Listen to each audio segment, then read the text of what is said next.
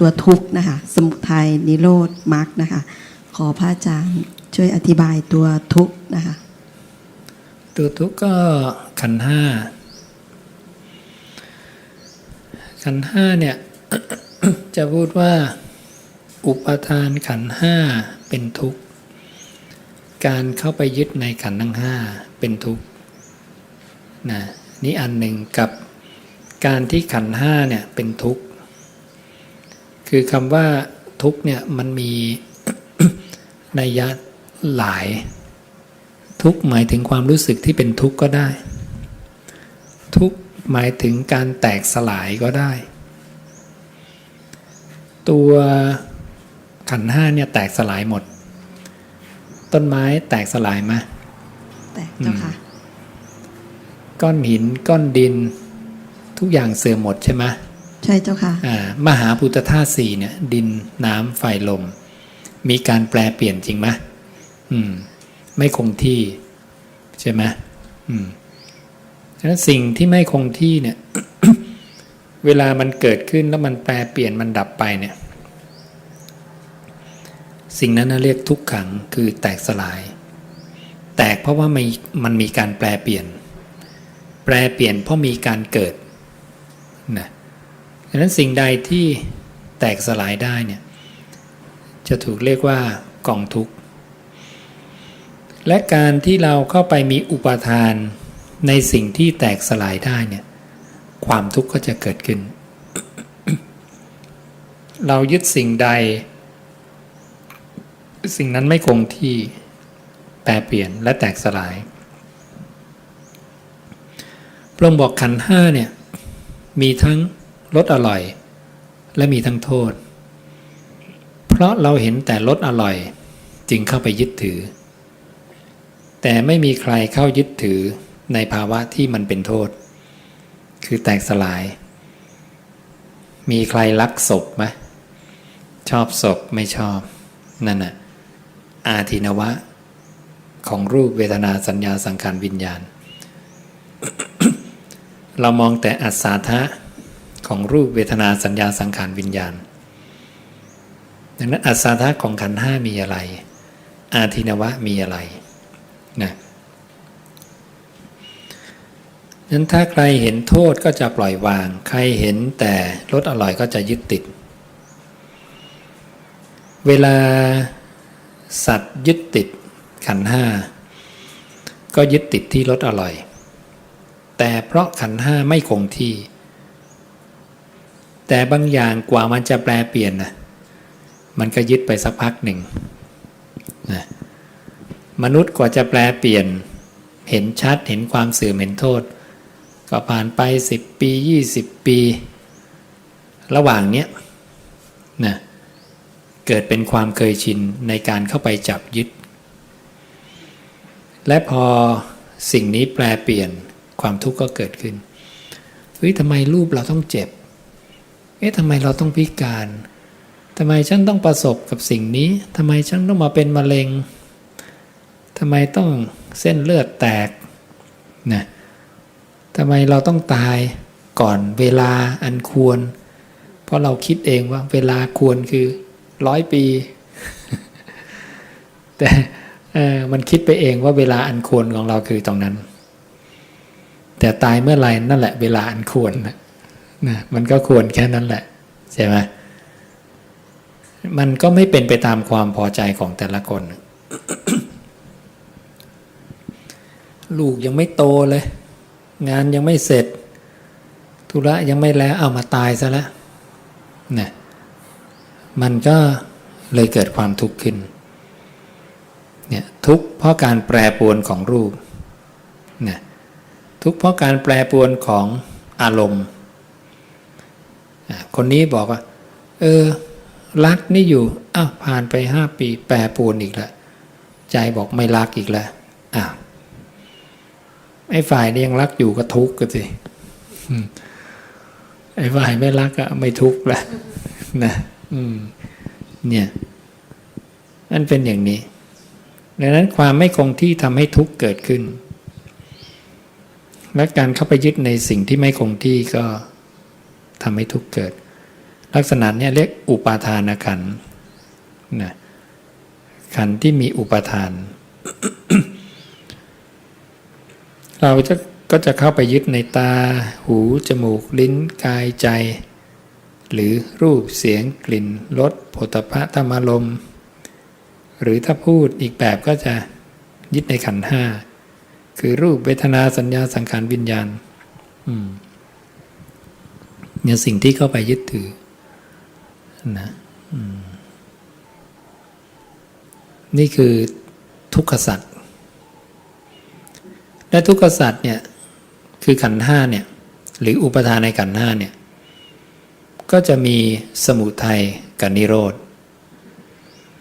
มีเกิดมีดับรูปเกิดดับไหมเกิดดับเวทนาเกิดดับไหมเกิดดับสัญญาเกิดดับสังขารเกิดดับวิญญาณเกิดดับดังนั้น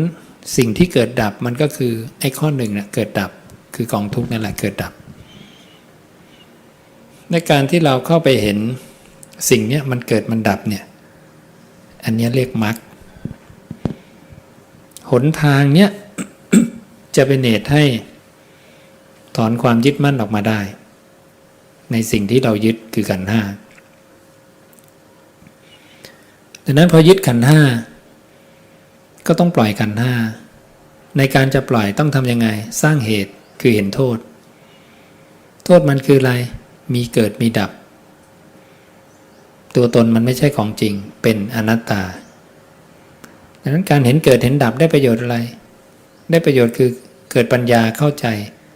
อนัตตาเข้าใจอนัตตาแล้วได้ประโยชน์อะไรเราจะรู้ว่าสิ่งที่มันกำลังแตกสลายเนี่ยเราผู้สังเกตสิ่งที่แตกสลายไม่ใช่สิ่งที่แตกสลายเราเป็นผู้เห็นมันตายแต่เราไม่ได้ตายเราเป็นผู้เห็นมันเสื่อมแต่เราไม่ได้เสื่อมยมเกิดความสุขขึ้นในใจแล้วความสุขดับไปถ้ายมเป็นผู้สังเกตเห็นความสุขยมก็จะรู้ว่าความสุขเกิดขึ้นตั้งอยู่ดับไป ความสุขไม่ใช่ของเรา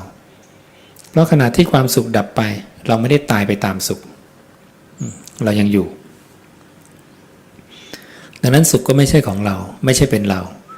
ไม่ใช่ตัวตนของเราพุทธเจ้าเรียกเนตังมะมะนั่นไม่ใช่ของเราเนโสมัสสมินั่นไม่ใช่เป็นเรานะเมโสอัตตานั่นไม่ใช่ตัวตนของเราอย่างนี้อันนี้ก็เรียกว่าเป็นปฏิปทาให้ถึงความดับไม่เหลือแห่งสักกายะนะสักกายะหรือสักกายันตะคือความเข้าไปยึดถือว่าเป็นตัวเราของเราก็คืออุปทานในขันธ์ห้านั่นเองนะความมีอุปทานความที่เราเข้าไปยึดเนี่ยเพราะฉะนั้นอริยสัจสี่ก็ครบละยมรู้แค่นี้ก็คือเพียงพอต่อการหลุดพ้นได้สาธุเจ้าค่ะ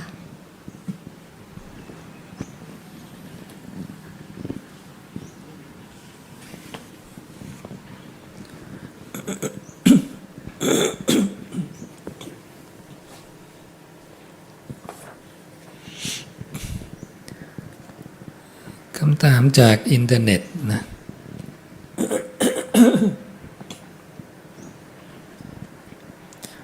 จากบางข้อแหลมนั่งสมาธิดูลมหายใจเข้าลมหายใจออก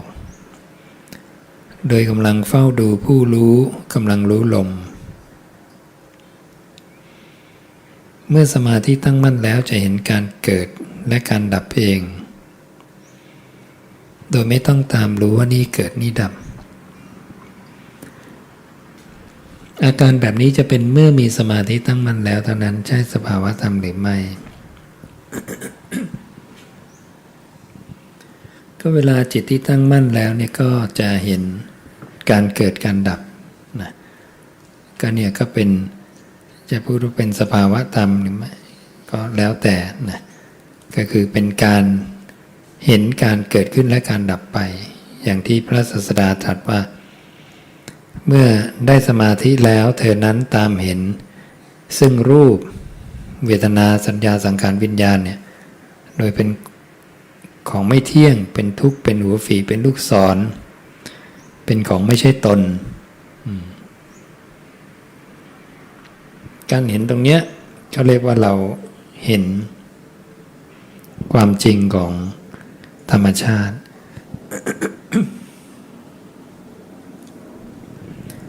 วิญญาณเป็นผู้รู้ลมแล้วผู้เฝ้าดูลมคือสัตตนังใช่หรือไม่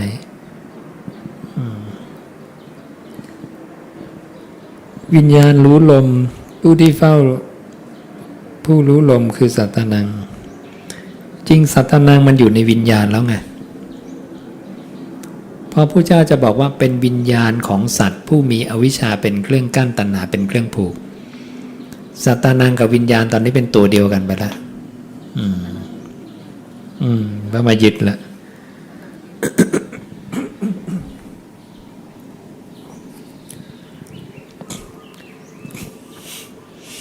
จากปทุมธานีขยายความพระสูตรอานาปานสติเป็นพรหมวิหารเพราะเท่าที่ทราบพรหมวิหารประกอบไปด้วยเมตตากรุณามุทิตาอุเบกขา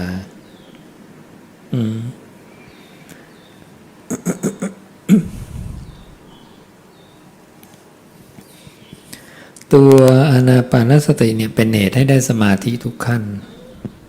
นะเป็นเหตุให้ได้พรหมวิหารด้วยได้หมดทุกอย่างนะ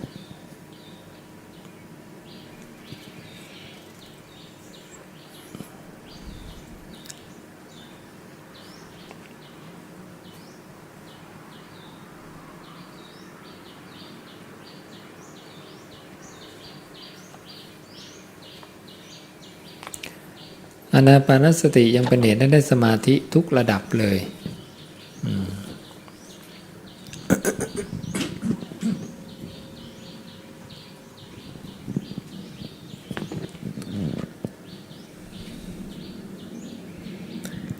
ได้ฟังอาจารย์อ่านพระสูตรอธิบายเกี่ยวกับการบรรลุธรรมของ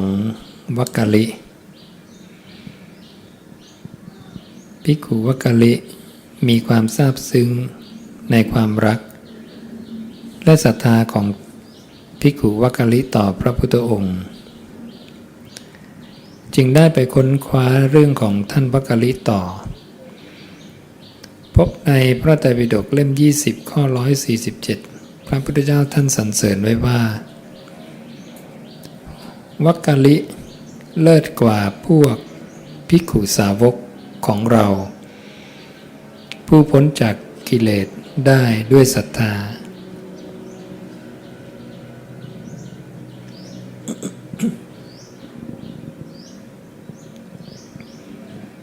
ศรัทธาทิมุตตานังยะทิตังวักกะลีติเขาเลยบอกทำให้เข้าคิดถึงประเด็นตามและมีคำถามดังนี้ว่า 1. การมีความรักและศรัทธาอย่างยิ่งยวดต่อตถาคตอาจมีผลพิเศษให้การบรรลุอรหัตผลได้เร็วอย่างเช่นท่านวักกะลิซึ่งอาจเป็นโสดาบันหรือสกิทาคาในขณะที่ยังไม่ตายพอตายก็ละสังโยชน์ได้ครบ10พอดีมีความเป็นไปได้ไหมนะ 2. การพ้นจากกิเลสได้ด้วยศรัทธามีกล่าวในพระสูตรอื่นเพิ่มเติมอีกหรือไม่มีในเรื่องของศรัทธาวิมุตติไงผู้ครองเรือนอย่างโยมอาจพ้นจากกิเลสได้ด้วยศรัทธาหรือไม่ได้หมดนะไม่จำกัดนะถ้ามีอายตนะตาหูจมูกลิ้นกายใจใช้เป็นสะพานไปสู่นิพพานได้หมด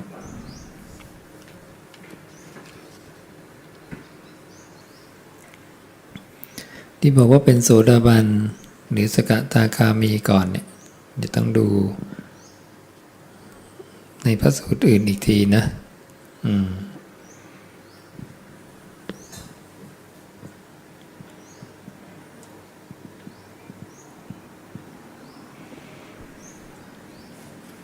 พระสูตรนี้ก็ยังฟันธงไม่ได้ว่าเป็นแค่ไหน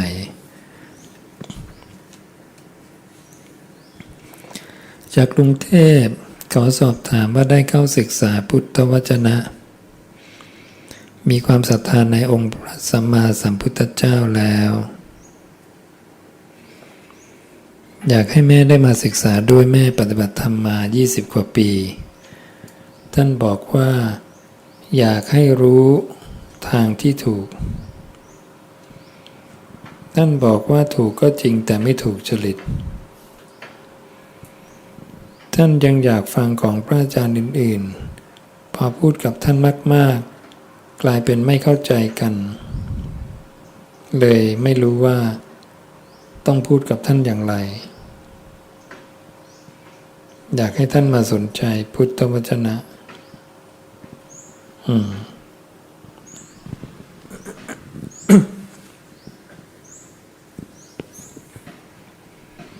ก็ตามอินทรีย์ของคน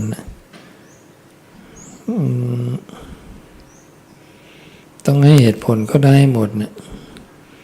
เรื่องไม่ถูกจริตเนี่ยมันไม่มีนะไปไม่ถูกกับความอยากของเราคำพระศาสดาเลิศที่สุดละแล้วก็ไม่เห็นข้อผิดในคำแต่งใหม่ไง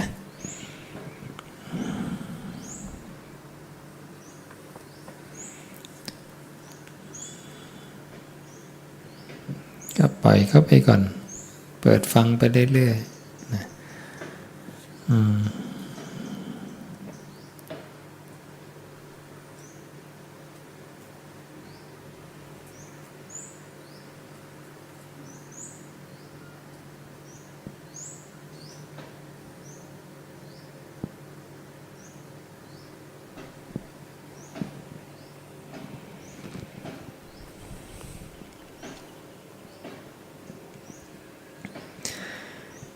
จากขอนแก่นก็บอกในเมื่อสวรรค์มีเพื่อใช้กรรมดีนรกมีเพื่อใช้กรรมชั่วเหตุใดจึงมีการเกิดมาเพื่อชดใช้กรรมอีกเช่นพิการแต่กำเนิดก็พระเจ้าบอกมนุษย์เนี่ยทำทั้งดีและชั่วมาพอๆกัน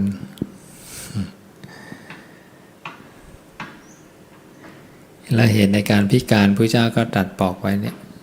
ในภพภูมินะ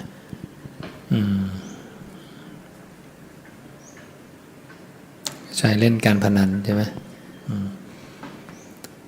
ก็จะไปสู่นรกกับเดรัจฉานเปรตวิสัยและเกิดมาอีกในชาติใดๆก็จะพิการตระกูลต่ำนะ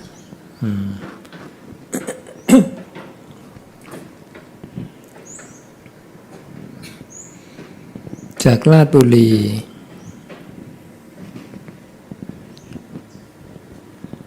เขาขอถามเรื่องกายคือกรรมเก่าหมายถึง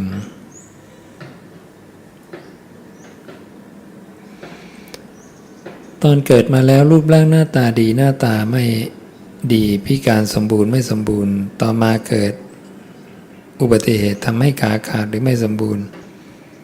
อยากทราบว่าการที่มีร่างกายไม่สมบูรณ์ในภายหลังเป็นกรรมเก่าหรือกรรมใหม่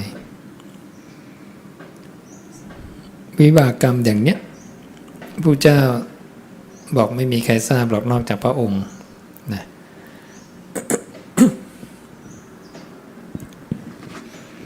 ไอ้ที่บอกทราบก็เดากันไปนะ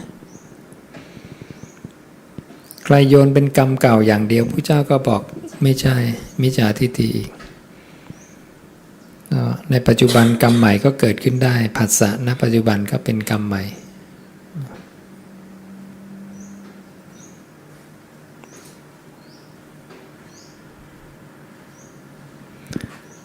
จาก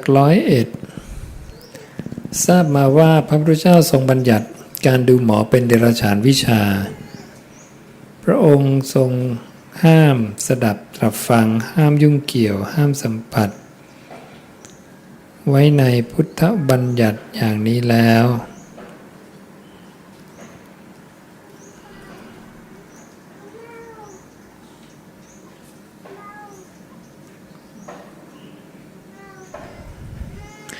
หากเราทราบแล้วว่าเรื่องของการดูหมอเป็นสิ่งที่ไม่ควรหวังพึ่งและเดรัจฉานวิชาตามที่พระพุทธองค์บัญญัติไว้เราก็ไม่ได้ยุ่งเกี่ยวแล้วโยมอยากยกตัวอย่างเรื่องหากเราได้บังเอิญเห็นคำทำนายของหมอดูต่างๆตามหน้าเว็บไซต์เหมือนที่เราเคยเห็นเคยได้ยินข่าวสารบ้านเมืองตามหน้าโทรทัศน์ ตามหนังสือพิมพ์ทั่วๆไปเราได้อ่านดวงเหมือนเราอ่านหนังสือทั่วๆไปอ่านข่าวทั่วไปแต่หากเราอ่านดวงแล้วเราไม่ได้หวังพึ่งไม่ได้คิดตามวิเคราะห์ตามไม่ได้อ่านเพื่อมุ่งผลสิ่งใด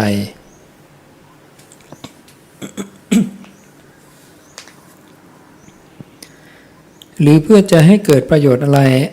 อ่านผ่านแล้วผ่านเลยอย่างนี้จะเป็นกรณีถือว่าผิดพุทธบัญญัติหรือไม่คะเราอ่านแล้วไม่ได้รู้สึกสุขหรือทุกข์ไม่ได้เดือดร้อนไม่ได้เอาความรู้สึกไปยึดติดไปติดตามแค่เราบังเอิญไปเห็นคำทำนายแบบนี้จะถือว่าผิดหรือไม่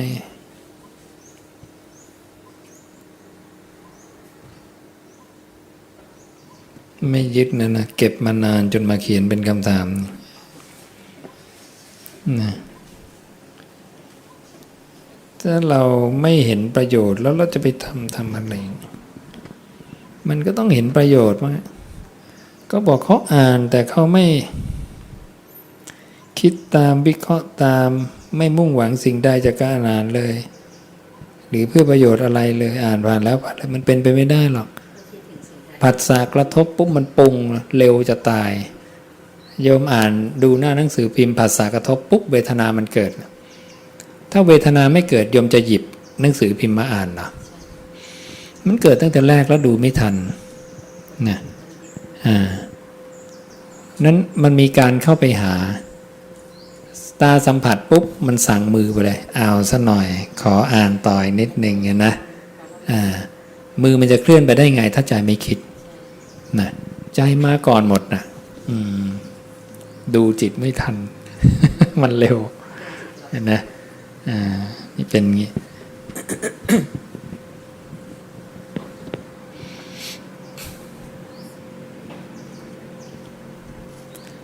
การที่มันปรุงมาแล้วก็มันเป็นตัวเราของเราเลยเนี่ยมันทำให้เราดูไม่ทันว่ามันไม่ใช่ของเราไง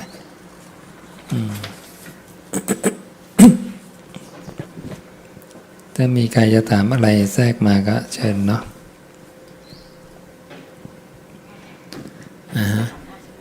เชิญ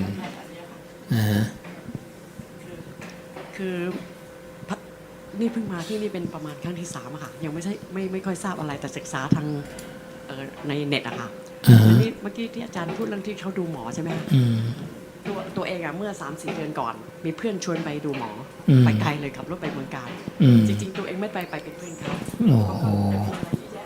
ไปเมืองการแล้วนะไปลงทุนไปดูหมอนะเขาชวนไปแต่ว่าพอการบางคนนั่งฮอไปดูหมอมันมีหมดนะทุกระดับเลยตั้งแต่สูงยันต่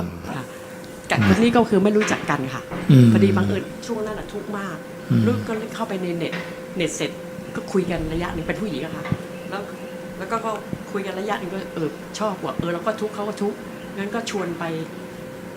จะไปน้ำตกอะไรเงี้ยแล้วก็บอกมีเพื่อนอีกคนนึงค่ะซึ่งเขาก็ไม่รู้จักนะคะเพื่อนคนนี้ก็รู้จักพร้อมกันเป็นคนที่3เขาก็บอกเขาไปดูหมอเข้าในเน็ตไม่ได้คุยกันเขาบอกเขาไปดูหมอมาแล้วก็แม่นมากเลยอยากให้ไปดูเขาก็ชวนงั้นถือว่าไปเที่ยวเพราะทุกข์อยู่ไม่ได้ไปไหนก็แค่ไปเที่ยวไปถึงก็งงก็มีคนรออยู่เยอะนะคะแล้วก็ตัวเองไม่จะไปเป็นเพื่อนไม่ได้คิดจะถามอะไรคือเข้าไปด้วยกันเสร็จแล้วเขาบอกว่าให้จ่าย300คือเพื่อนจ่ายแต่ตัวเราไม่จ่ายเพราะเราไม่ได้กลับไปดูไปเพื่อนก็เอาแล้วคนเนี้ยทำไมไม่จ่ายเราก็ตอบไม่ถูกนะก็จะเถียงไม่ได้ก็หยิบเขาชุบอะไรงุ่มง่ามชักช้า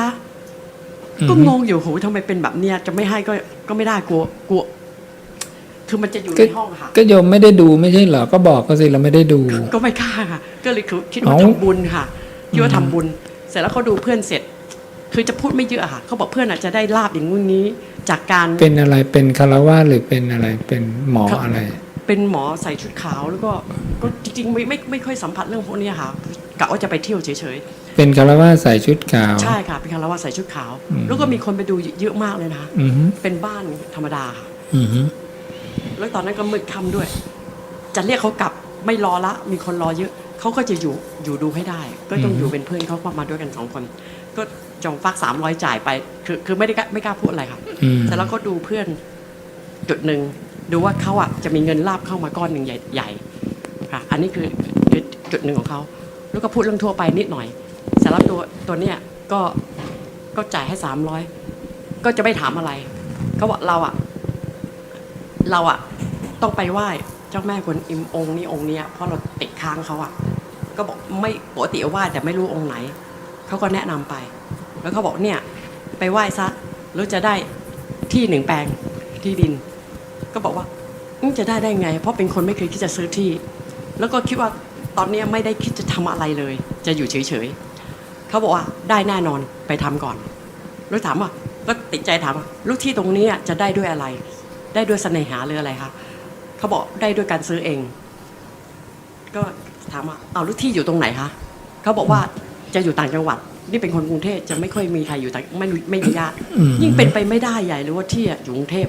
อยู่ต่างจังหวัด อือฮึ ก็ไม่ได้คิดอะไรค่ะ อันนี้ไม่ได้คิดอะไรเลย ก็คิดว่าเฮ้ยมันเป็นไปไม่ได้ไม่ได้คิดอะไรเลย จนมีมาเมื่อเดือนที่แล้วค่ะ ก็ไปที่บิ๊กซี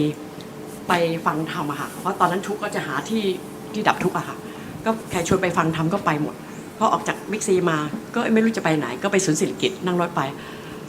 ก็ไปเจอแบงก์อะค่ะ แบงก์เขาขายรถที่แบงก์เนี่ยก็เลยอยู่ดีเข้าไปซื้อโดยที่มันถูกมากอะแล้วก็เนี่ยจะไปโอนวันที่5พรุ่งนี้ค่ะนี่จะถามอาจารย์ว่าจากเมื่อกี้ที่เขาถามมันก็เรื่องหมอดูใช่ไหมคะมันเกิดขึ้นได้ยังไงคะแบบ ไม่มีอะไรเลย คือมันเลยคิดว่าเราไม่ได้เชื่อถือไม่ได้เชื่ออะไรมากมายแล้วเหมือนกับเป็นการถูกบังคับให้เขาพูดอะค่ะ อือฮึ เป็นการถูกบังคับต้องจ่ายเงินใช่ไหมคะ อือฮึ แล้วก็เลยก็มานั่งคิดไม่ได้คิดอะไรเลยเดี๋ยวก่อนมีก่อนนะแล้วก็มีเพื่อนคนเนี้ยถูกหวยโดยที่มีอยู่ดีในเน็ตอะค่ะก็มีคนส่งเข้ามา ก็เป็นพวกปฏิบัติธรรมอะค่ะแต่ไม่รู้จักค่ะไม่ใช่เป็นพวกคฤหัสถ์ค่ะ ที่เข้าทรงเหมือนกัน ไม่รู้จักกันเลยค่ะเขาอยู่ดีก็ส่งเข้ามาในไลน์ว่า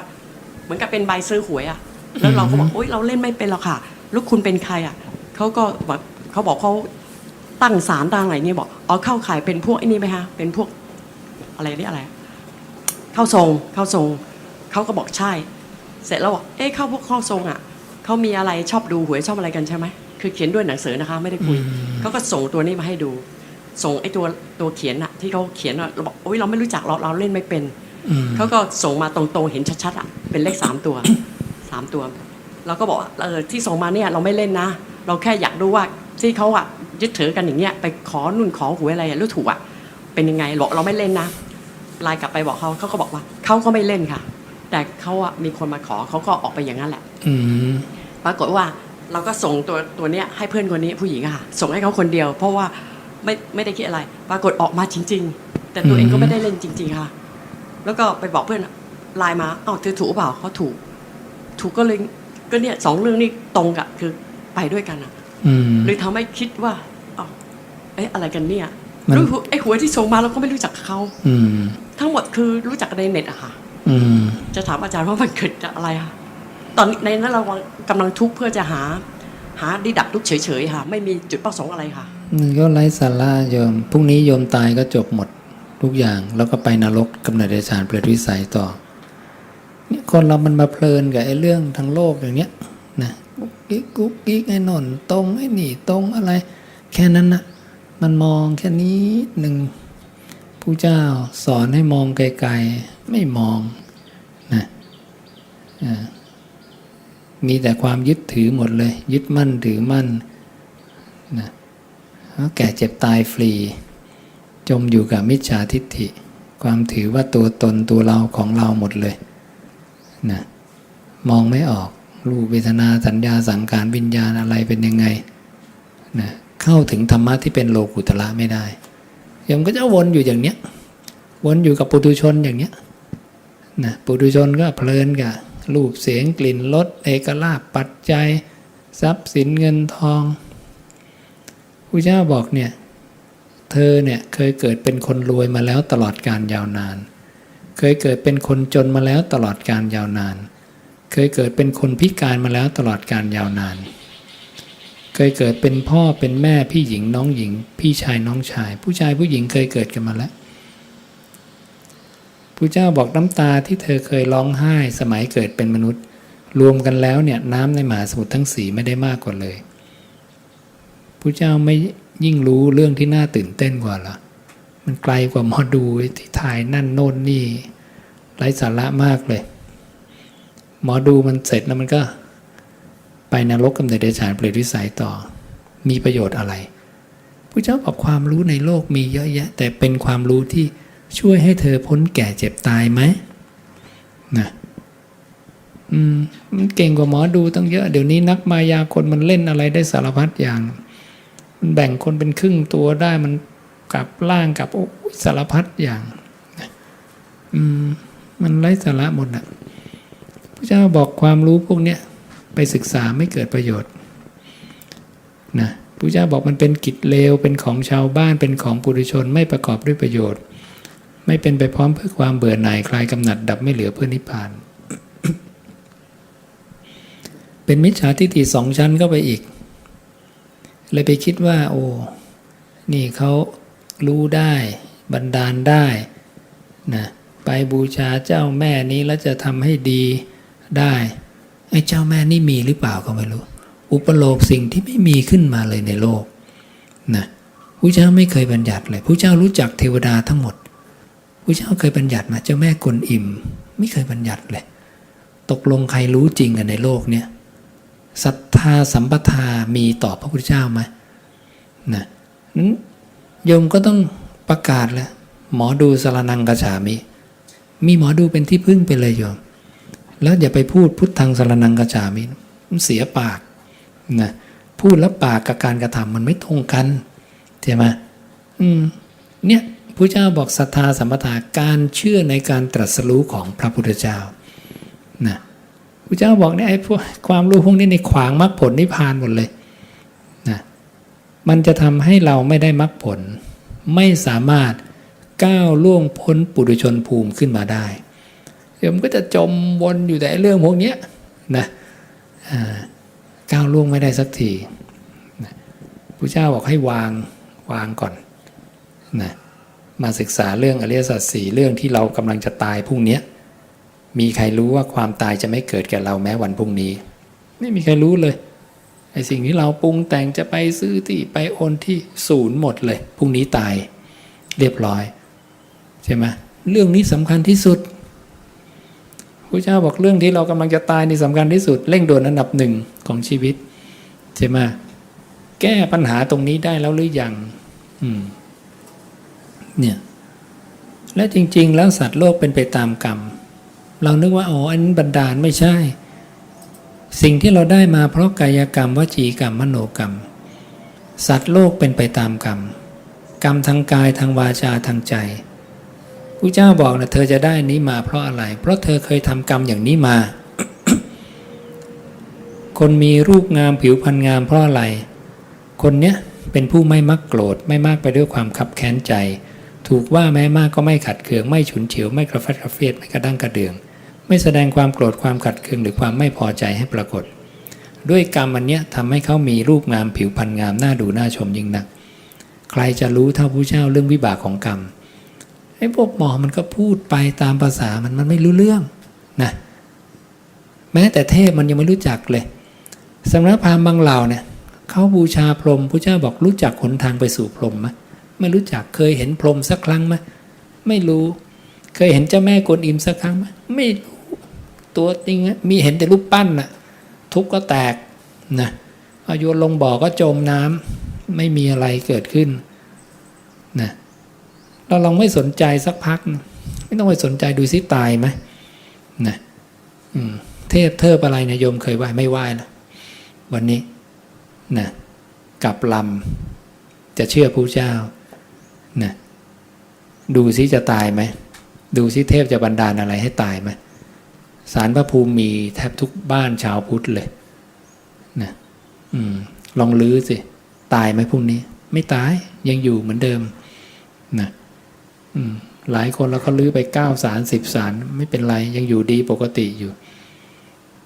ทำพระอาจารย์นะอยากทำค่ะแต่ไม่กล้าทำก็นี่ไม่กล้าไม่เชื่อคืออาจารย์ไม่เชื่อพระเจ้าคือมานี่ก็ศึกษาใน YouTube นะคะแสดงว่าที่อาจารย์พูดมาสิ่งที่ระหว่างที่กำลังศึกษาอยู่หรือสิ่งที่เข้ามาทั้งหมดที่เมื่อกี้บรรยายไปทั้งหมดพูดไปทั้งหมดค่ะเป็นสิ่งที่เขาเหมือนมาขัดขวางให้เรามาขัดขวางใช่ไหมฮะก็โยมเชื่อพระเจ้าไม่พอไง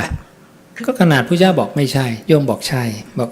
น่าจะดีนะน่าจะถูกไม่ได้บอกใช่ค่ะแต่มันเข้ามาโดยที่ก็มันใช่อยู่เนี่ยไม่งั้นโยมไม่ทำตามหรอกจริงไหมล่ะจะถามถูกเฉยๆใช่ไหมว่าไม่ได้ไปคิดอะไรกับตรงเนี้ยแล้วก็บังเอิญออกมาแล้วก็ไปเจอที่แบงค์นึงแล้วก็เลยซื้อโดยที่ถ้าโยมถามพระเจ้าจะตอบอีกอย่างหนึ่งไม่ตอบอย่างหมอดูแน่นอนใช่ไหมนั่นน่ะหมอดูไม่มีทางหรอกการเหตุได้มาซึ่งที่แปลงนี้ก็เป็นเพราะกรรมถ้าโยมไม่อยากได้ถ้าผัสสะไม่เกิดและโยมไม่คิดปรุงสิ่งนี้จะเกิดมาได้ไหมไม่ได้ก็เพราะโยมคิดปรุงขึ้นมาและเชื่อไปตามความคิดคนจะขโมยก็เชื่อความคิดเพราะคิดปรุงมาก่อนเฮ้ยขโมยดีกว่าเลิกขโมยก็เพราะความคิดเฮ้ยไม่เอาเปลี่ยนใจไม่ขโมยพระเจ้าบอกสัตว์เป็นไปตามกรรมโยมไม่รู้ด้วยซ้ำว่ากรรมคืออะไรกรรมคือตัวอารมณ์ทั้งหมดนะซึ่งพระเจ้าเรียกว่าที่ตั้งวิญญาณหรือเรียกว่าภพโอ้โหต้องทำความเข้าใจอีกเยอะนะในเรื่องของกรรมดังนั้นปุถุชนเนี่ยจะสำคัญผิดเข้าใจผิดในเรื่องของกรรมหมดเลยพระเจ้าเป็นสัพพัญญูรู้ทุกเรื่องเทวดาทุกชั้นรู้จักหมดอายุไขเท่าไหร่ตายแล้วจะเกิดเป็นอะไรนะท่านประกาศความเป็นสัพพัญญูของท่านเองกายสมาจารวจีสมาจารมโนสมาจารอาชีวะบริสุทธิ์หมดอย่างนี้หมอดูยังรักษาศีล 5ครบหรือเปล่าใช่ไหมศีล 5ยังไม่ครบเลยจะมีคุณวิเศษอะไรอยู่พระเจ้าเก่งขนาดนี้นะศีลบริสุทธิ์ทุกอย่างบริสุทธิ์แต่ท่านพูดแล้วเราไม่เชื่อนะศรัทธาเราที่มีต่อพระเจ้าน้อยมากนั้นโสดาบันเนี่ยจะไม่ฟังใครนอกจากพระพุทธเจ้า นั้นอย่างเจ้าสักยะมหานามะเนี่ยบอกเลยต่อให้ภิกขุทั้งหลายพูดอย่างหนึ่งภิกขุณีพูดอย่างหนึ่งอุบาสกอุบาสิกาพูดอย่างหนึ่งสมณะนักบวชพราหมณ์เทพให้เป็นเทพด้วยนะมารให้พรหมด้วยนะหรือไกลๆในโลกถ้าพูดอีกอย่างถ้าพระเจ้าพูดอีกอย่างเขาจะฟังแต่พระเจ้าเท่านั้นก็จะไม่ฟังใครเลยในโลกนี้เนี่ยศรัทธาขนาดนี้โยมมีต่อพระเจ้าไหมและถ้าโยมคิดว่าเขาถูกทุกครั้งดีหมดโยมพึ่งเอาเขาเป็นที่พึ่งเลยทุกเรื่องเดี๋ยวชีวิตโยมจะเอาเถอะเดี๋ยวรู้เองนะมันไม่สามารถถูกได้ทุกเรื่องหรอกขนาดญาณอย่างรู้ของผู้ที่มีปุพเพนิวาสานุสติญาณจุตูปปาทญาณอย่างอนิจจังเลยนับภาษาอะไรกับหมอดูพระเจ้าบอกตถาคตคนเดียวที่พยากรณ์เป็นหนึ่งไม่มีสองเหตุผลเพราะว่าญาณอย่างรู้ของพระองค์ไม่มีประมาณอยากรู้เท่าไหร่ก็รู้ได้หมดนะอย่างนี้งั้นท่านบอกท่านคนเดียวที่ไม่พลาดที่เหลือพลาดได้หมดแค่นี้เราไม่เชื่อพระเจ้าใช่ไหมเอาซื้อหวยโยมลองซื้อตามไปเรื่อยๆสิตามไปเดี๋ยวต้องมีสักวันหมดตัวนะเขาตามกันมาเยอะแล้วนะแล้วก็หมดตัวกันมาเยอะแล้วนะตามไปถูกอีกอันถูกแน่นอนเลยซื้อทุ่มเต็มที่หมดเลยนะเยอะเรื่องพวกนี้พาคนพังมาเยอะแล้วโยมนะอย่าไปสนใจเลยนะถ้าเราจะศรัทธาในพระพุทธเจ้าเนี่ยนะต้องเชื่อในคำสอนเชื่อในการตรัสรู้ของพระองค์นะพระอาจารย์ค่ะขอโอกาสค่ะ ตถาคตกล่าวว่าความไม่วิตกความไม่ยึดมั่นเราตถาคตกล่าวว่านั่นคือนิพพาน กรณีนี้ถ้าเกิดการเห็นการเกิดการดับเราไม่เกิดไปกับมันแล้วไม่ดับไปกับมัน ตัวนี้ก็คือความไม่วิตกด้วยใช่ไหมคะไม่กังวลก็คือนับว่าเป็นนิพพานได้ไหมคะ ก็เป็นธรรมมันเป็นเกาะ แต่อยู่ที่ว่าก็เป็นความดับเย็นระดับไหนอะระดับแค่วิตกวิจารดับปิติดับสุขดับไล่ดับไปเรื่อยๆมันไม่ได้ดับแป๊บเดียวพวกนิพพานนะมันยังเหลืออีกเยอะที่แบบยังดับไม่ได้ไงเห็นไหมเข้าใจแล้วสาธุ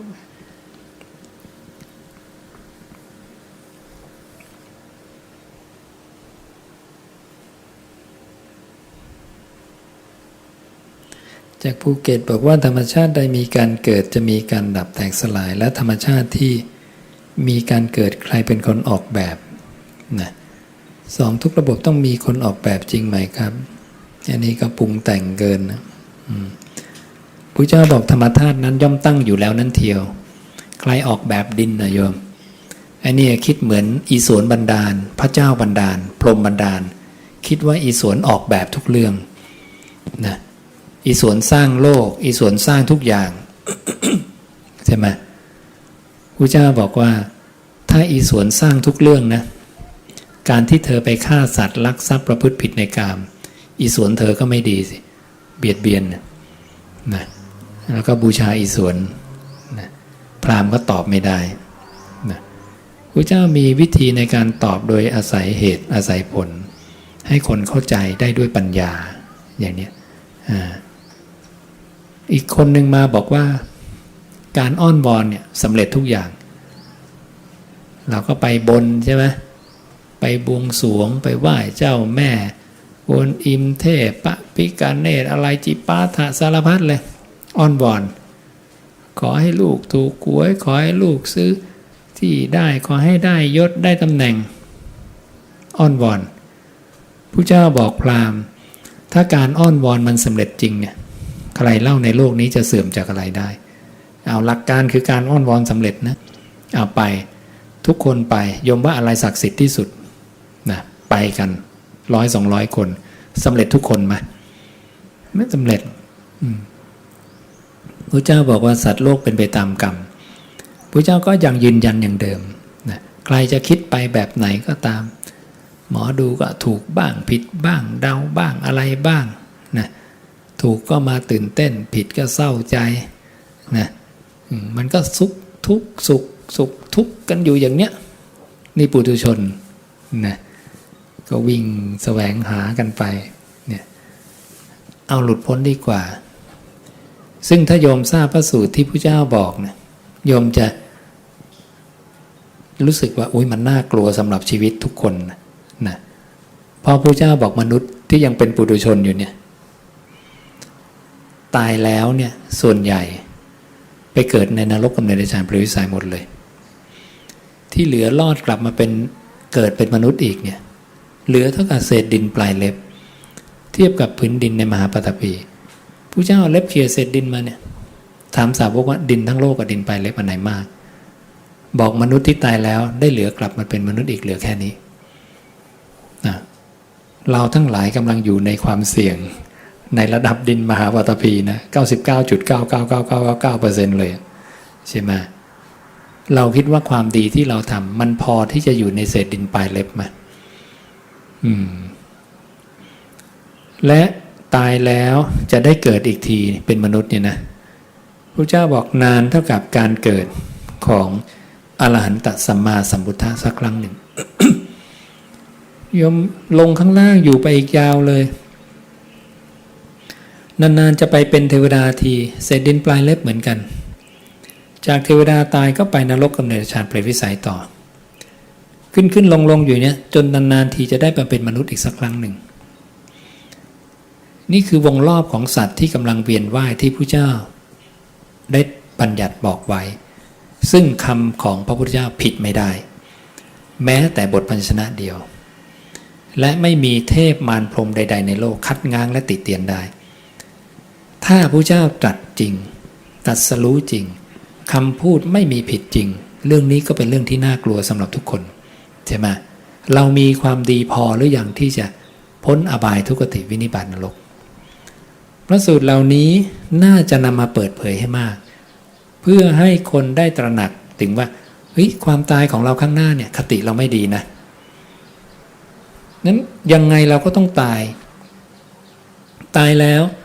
มันก็มีสองอย่างอะโยมเกิดกับไม่เกิดถูกต้องไหมถ้าโยมคิดว่าไม่เกิดเนี่ยพระเจ้าบอกมิจฉาทิฏฐิสุดโต่งเลยนะเพราะคนเนี้ยยังไม่รู้จักอัตตาของตนเองอย่างแท้จริงว่าตัวตนของตนเองมีอะไรบ้างคิดว่ามีแค่รูปอย่างเดียวคิดว่ารูปพังคิดว่ายึดแค่รูปเหรอไม่ใช่สัตว์เนี่ยยึดรูปยึดเวทนายึดสัญญายึดสังขารยึดวิญญาณด้วยโยมว่าโยมมีจิตไหมมีไหมมีใช่ไหมทำไมรู้ว่าตัวเองมีจิตนะแต่รู้จักเหมือนกันนั้นเนี่ยนะมีรูปกายด้วยมีจิตด้วยใช่ไหมเวลาโยมเคยเอาจิตมาอยู่กับลมหายใจเฉยๆไหมเคยไหมเคยทำไหมสักครั้งหนึ่งในชีวิตเคยเอาใจโยมมาอยู่กับลมหายใจบ้างไหม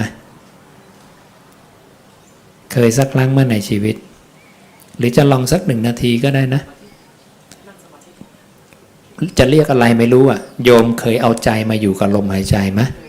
เคยแล้วมันอยู่กับลมตลอดไหมไม่ตลอดโยมเห็นไหมว่าตอนนี้มันมีนามธรรมที่มันเคลื่อนไหวเคลื่อนออกไปออกมาเห็นนะนี่แหละความเป็นตัวเราที่พระเจ้าบอกอย่างที่สองคือมีจิตพระเจ้าบอกเธอต้องรู้นะว่ากายเธอมีวิญญาณครอง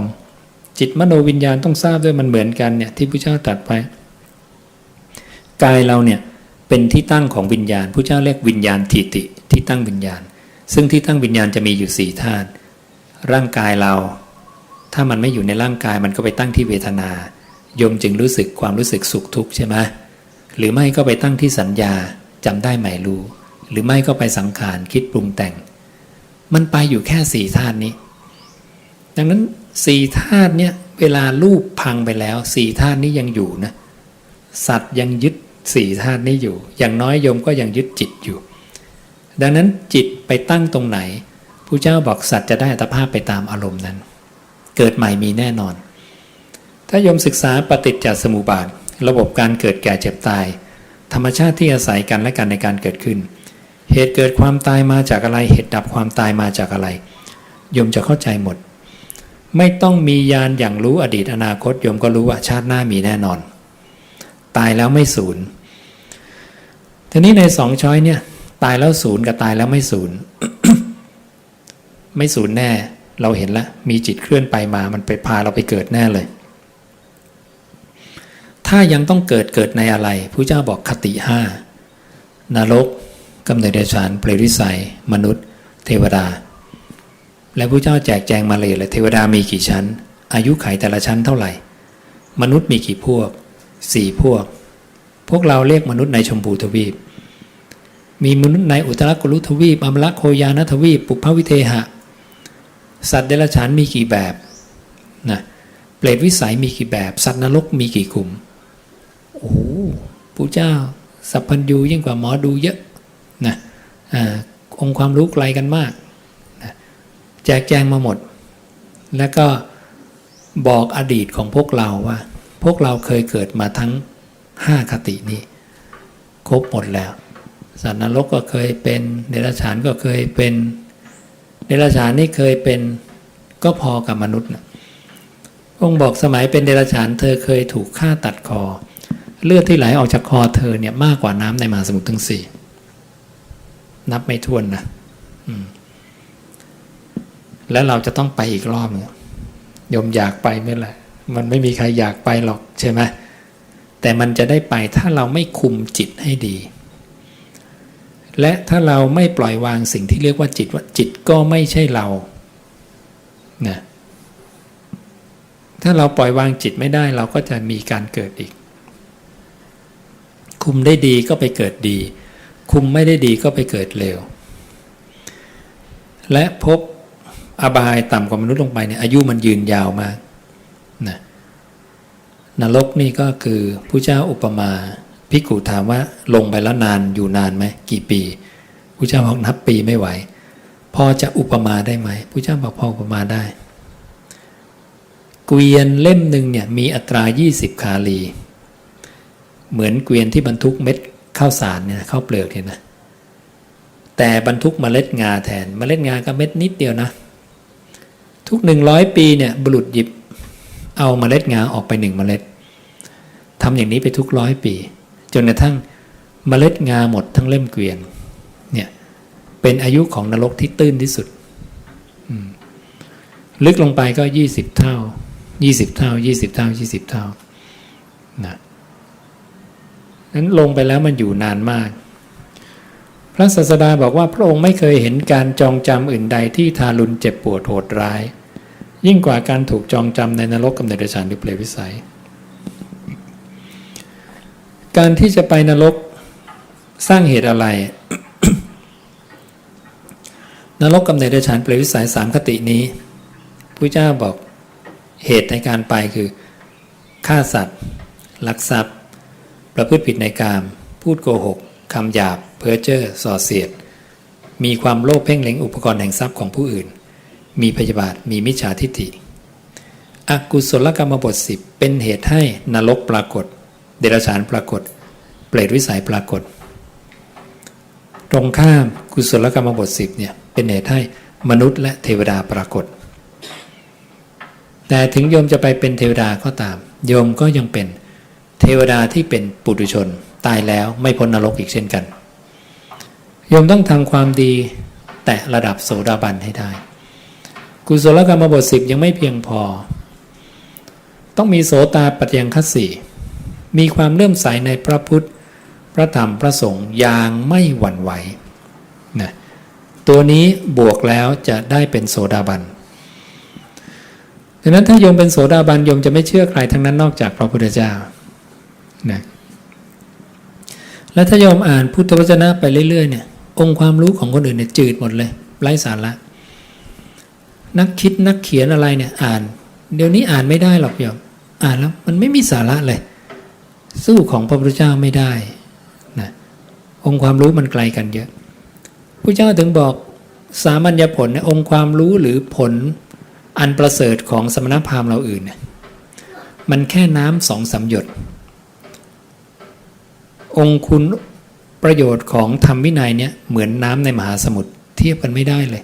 ต่างกันขนาดนั้นฟ้ากับดินเลยนะ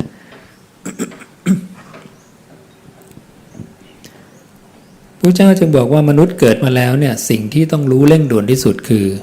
รู้อริยสัจสี่นะเพราะว่าความตายจะพรากจากเรานะพรากเราไปเมื่อไหร่ก็ไม่รู้นะเนี่ยพระเจ้าจึงบอกอย่าประมาทไม่ประมาททำยังไงสำรวมอินทรีย์นะเอาใจอยู่กับกายให้มากดึงจิตกลับมาดึงจิตกลับมาเรื่อยๆเนี่ยฝึกเรื่อยๆนะเดี๋ยวเป็นโสดาบันเองแหละนะ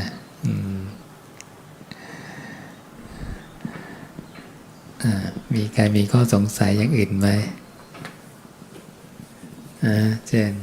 ขอการอีกข้อหนึ่งอาจารย์คะตอนที่ร้านอาทิอะค่ะทำที่คู่กับร้านอาทิจะเป็นสติปัฏฐาน4เสมอหรือเปล่าค่ะเพราะว่าที่ปฏิบัติมาก็ใช้สติมันก็ต้องอย่างนั้นน่ะมันเป็นที่ที่คนเที่ยวไป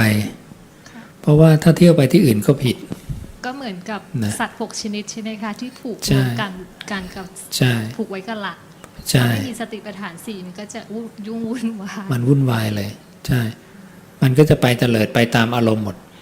ต้องมีเสาเขื่อนเสาหลัก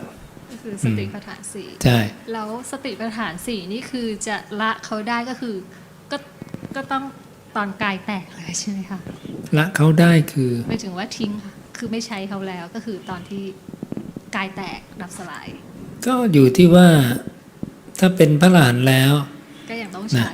ก็ยังใช้เพื่อการอยู่เป็นสุขใช่ไหม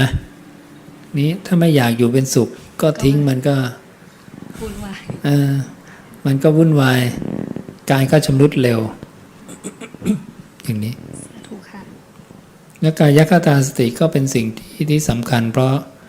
ถ้าจิตไม่อยู่กับกายเนี่ยพระเจ้าบอกกายจะชำรุด จะอ่อนล้าอ่อนเพลียด้วย ใช่โยมลองคิดเยอะๆฟุ้งซ่านเยอะๆเนี่ยโอ้โหกายหน้าตาจะเศร้าหมองจะโทรมไวนะคิดเยอะนี่โทรมไวเพราะจิตออกจากกายเยอะไงจิตออกจากกายบ่อยพระเจ้าจึงให้เอาจิตมาอยู่กับกายรักษากายไว้กายคตาสติ แต่ตอนที่จิตออกจากกายไปก็จะใช้ธรรมานุปัสสนาด้วย หรือว่าจิตตามวิปัสสนาก็อยู่ในสติปัฏฐานสี่เหมือนกัน อยู่ในอันเดียวกันเพียงแต่จะปุ๊บเร็วกว่ามาเท่านั้นเอง ใช่ อยู่ที่ฝึกลิง ใช่พอจิตเคลื่อนไปปุ๊บเห็นเกิด พอละปุ๊บเห็นดับเนี่ย สาธุค่ะทำนี้ไปเรื่อย ทำไปเรื่อยๆมันก็จะเกิดเป็นอุปนิสัยความเคยชินในฝั่งดี เคยชินในมรรคมีองค์8อานาปานสติการละนันทิมรรค8ครบละ ๆก็จะเห็นอนัตตาแล้วก็จะเห็นในตังมาไปเอง ใช่ใช่นะปัญญาตรงนี้จะเกิด ก็เหมือนง่ายแต่ไม่ง่ายนะคะ ใช่ ทรหด ก็ต้องใช้ความเพียร ใช่ค่ะ แล้วก็เบื่อไม่ได้เลย เบื่อไม่ได้ใช่ อืม สาธุค่ะ เบื่อก็ชื่อว่าเบื่ออมตะอีกพระเจ้าบอกกายคตาสติอันชนเราใดเบื่อแล้วอมตะชื่อว่าอันชนเรานั้นเบื่อแล้วนะเบื่อไม่ได้ พอเบื่อปุ๊บกิเลสมาปั๊บ ใช่ แล้วมันจิตคนมันไหลไปทางอกุศลง่ายไง ใช่ ไหลไปในทางเพลินในรูปเสียงกลิ่นรสง่ายเพราะเป็นอนุสัยที่นอนเนื่องมานานอยู่แล้ว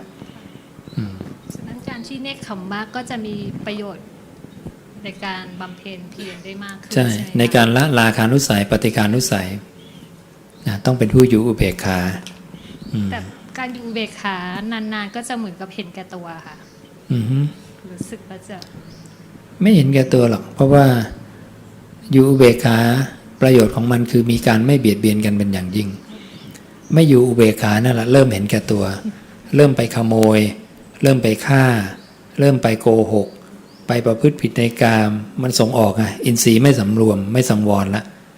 กายทุจริตวจีทุจริตมโนทุจริตมันจะเกิดขึ้นเพราะการไม่สำรวมอินทรีย์นั่นแหละเพราะการไม่อยู่อุเบกขานะดังนั้นการอยู่อุเบกขาเนี่ยเป็นการไม่เบียดเบียน แต่ นี่คือรสอร่อยของมัน กรณีที่ว่าบางทีบอกญาติโยมบอกแม่โยมอะไรไปอย่างเงี้ยค่ะ บอกหลายครั้งก็ต้องวางอุเบกขา พอวางอุเบกขาก็เลยคิดว่าเหมือนเห็นแก่ตัว คือบอกแล้ว แต่ทำไม่ทำก็ up to you เนี่ยค่ะก็เลย มันก็ต้องมีอุเบกขา ถ้าเราไม่วางเราก็ทุกข์เพราะการบอก ใช่ก็เลยต้อง อยากให้เขาดี แต่เขา ก็ทุกข์อีกเหมือนกัน อยากให้ลูกดีนะบางคนพ่อแม่ก็อยากเกินลูกก็เรียนดีแล้วทำไมไม่เอทุกวิชาล่ะ ลูกเครียดเลยใช่ไหมดีไม่พอไม่ทันใจอันนี้พ่อแม่ต้องหยุดความอยากตัวเองบ้างใช่ไหม เบรกขาไว้ก็เลยรู้สึกเหมือนกับบอกอย่างนะเป็นผู้บอกเฉยๆทำ ใช่ ไม่ได้ ใช่นะ แล้วก็วางไปไม่ต้องวิตกกังวลจบ ใช่ ค่ะทุกค่ะ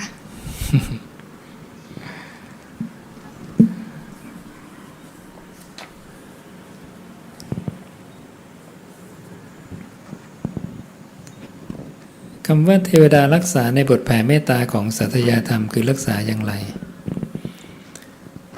ก็ตามเหตุนะเหมือนเราเคยรักษาสัตว์เลี้ยงที่บ้านบ้างไหมล่ะหรือเราเคยเมตตากับฝูงบ้างไหมล่ะนะก็คล้ายๆกันได้นิดๆหน่อยๆแต่ไม่ใช่ว่าเขาจะทำอะไรให้ได้100%แล้วมันจะกลายเป็นว่ากรรมและสุขทุกข์เกิดจากผู้อื่นบันดาลซึ่งเป็นมิจฉาทิฏฐิอีกนะซึ่งพระเจ้าบอกไม่จริงไม่ใช่โสดาบันต้องละความเห็นผิดตรงนี้ได้สุขทุกข์หรือกรรมไม่ได้เกิดจากผู้อื่นบันดาลไม่มีใครในโลกบันดาลให้เธอดีเธอเลวเธอไปนรกเธอขึ้นสวรรค์เธอได้ยศเธอได้ตำแหน่งเธอจงไม่มีโลกขึ้นอยู่กับกายกรรมวจีกรรมมโนกรรมของคนคนนั้นนะกรรมคนนี้ก็ไม่ได้ขึ้นกับคนอื่นกระทำแล้วคนนี้ส่งผลไม่ใช่คนนี้ทำคนนี้ก็เอาไปสินะเนี่ยต้องไล่เรียงอย่างนี้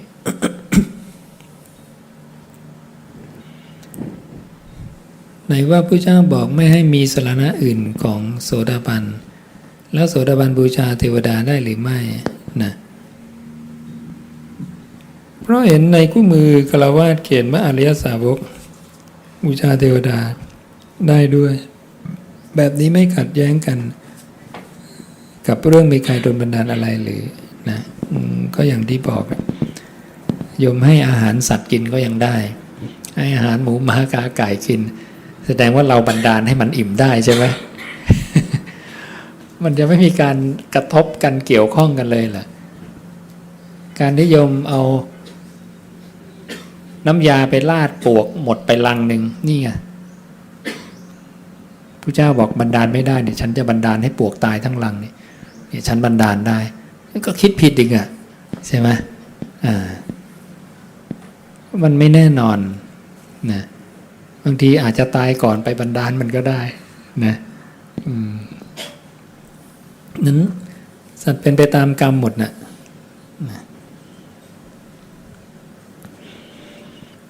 จากรังสิตธัญบุรีการสร้างพระพุทธรูปทั้งขนาดเล็กขนาดใหญ่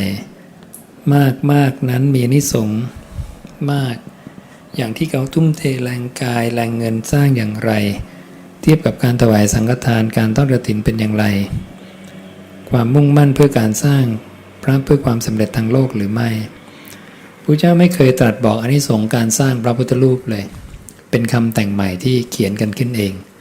ว่ามีอานิสงส์มากอย่างนั้นอย่างนี้ ก็อยู่ในนั้นน่ะในอะไรนะชาดกอ่ะในหนังสือเดรัจฉานวิชาไปอ่านดูสินะถูกแต่งขึ้นเมื่อไหร่อะไรเมื่อไหร่เรื่องการสร้างพระพุทธรูปเนี่ยนะ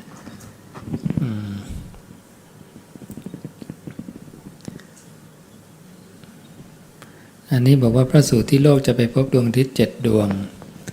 ผมอนุมานว่าโลกเคยพบดวงอาทิตย์ดวงที่7มาแล้วได้ไหมว่าโลกเคยผ่านดวงอาทิตย์ดวงที่7มาแล้วหลายครั้งอาจเป็น100 ครั้งล้านครั้งถ้าเป็นอย่างนี้เวลาของพระเจ้าก็ไม่เกินจริงโลกน่าจะดับเกิดเหมือนกับทุกอย่างเหมือนกัน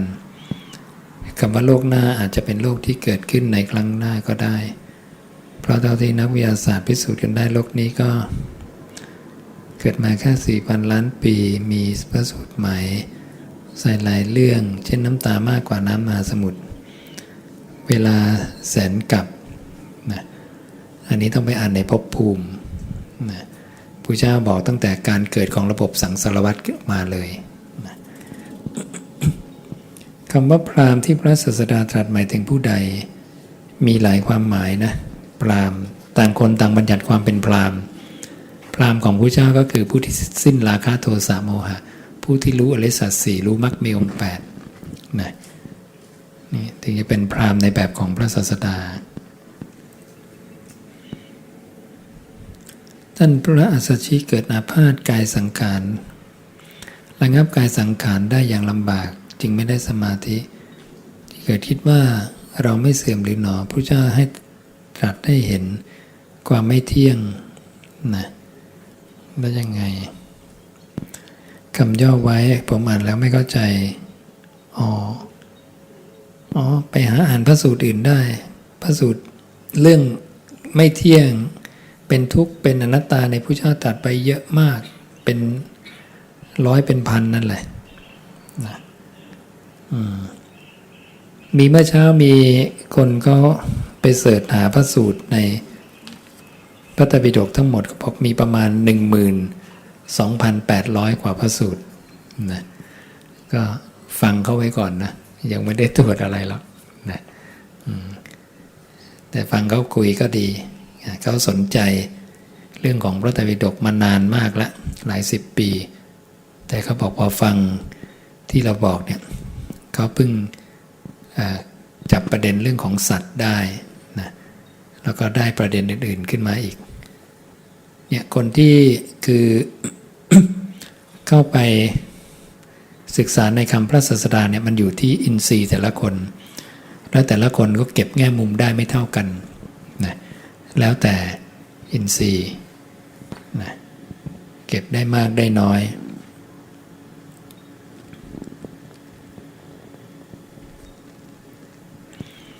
จากระยองเขาบอกเขาไม่มีคำถามเกี่ยวกับพุทธวจนะแต่รู้สึกยินดีที่ได้ทราบข่าวว่าอาจารย์รับกิจนิมนต์บรรยายธรรมที่ระยอง ซึ่งในละแวกนั้นเต็มไปด้วยมิจฉาทิฏฐิอยู่มากวงเล็บเตระจารย์วิชา หวังอย่างยิ่งว่าการมาบรรยายธรรมของพระอาจารย์จะได้เปลี่ยนพุทธบริษัทให้มีสัมมาทิฏฐินะเปิดธรรมที่ถูกปิดบอกทางแก่คนหลงทางด้วยนะนี่ก็จบคำถามในช่วงค่ำวันเสาร์คาไว้ไม่ได้ตอบนะมีใครจะถามอะไรเพิ่มเติมมีไหม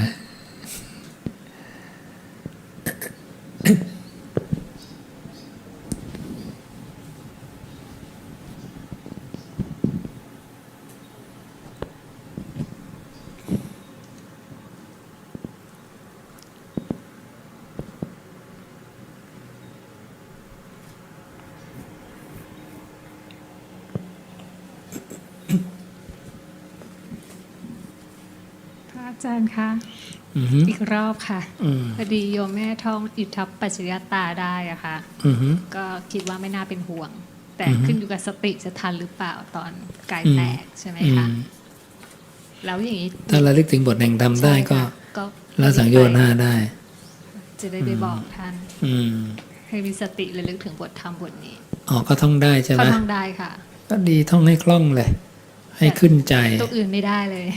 ไม่เป็นไรไม่เป็นไรแล้วก็ให้เข้าแทงตลอดอย่างดีด้วยความเห็นว่าเมื่อสิ่งนี้มีสิ่งนี้มีอะไรมีอะไรมีอะไรเกิดอะไรเกิดเนี่ยให้เขาเข้าใจตรงเนี้ยเขาเข้าใจว่ามันเร็วมากเร็วกว่ากระพริบตาอีกไอ้ที่ไปเกิดเนี่ยแน่นอนแค่นั้นนะก็ให้เขาทันเท่าที่ทันเขาทันตัวไหนอ่ะให้เขาจับตัวนั้นในสายปฏิจจ์เนี่ยเวทนาเขาทันเวทนาตัดที่เวทนานะเขาทันที่ความอยากรู้ตอนนี้อยากละรีบวางนะอย่างเนี้ยค่อยๆเป็นค่อยๆฟังใช่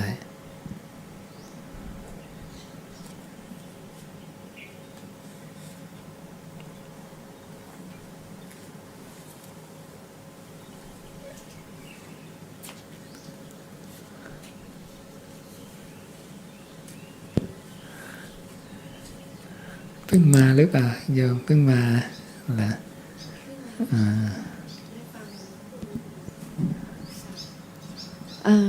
เผอิญได้ฟังของพระอาจารย์ขึ้นมาใน YouTube ก็เลยเปิดฟังดูแค่ประมาณเดือนนี้เองค่ะ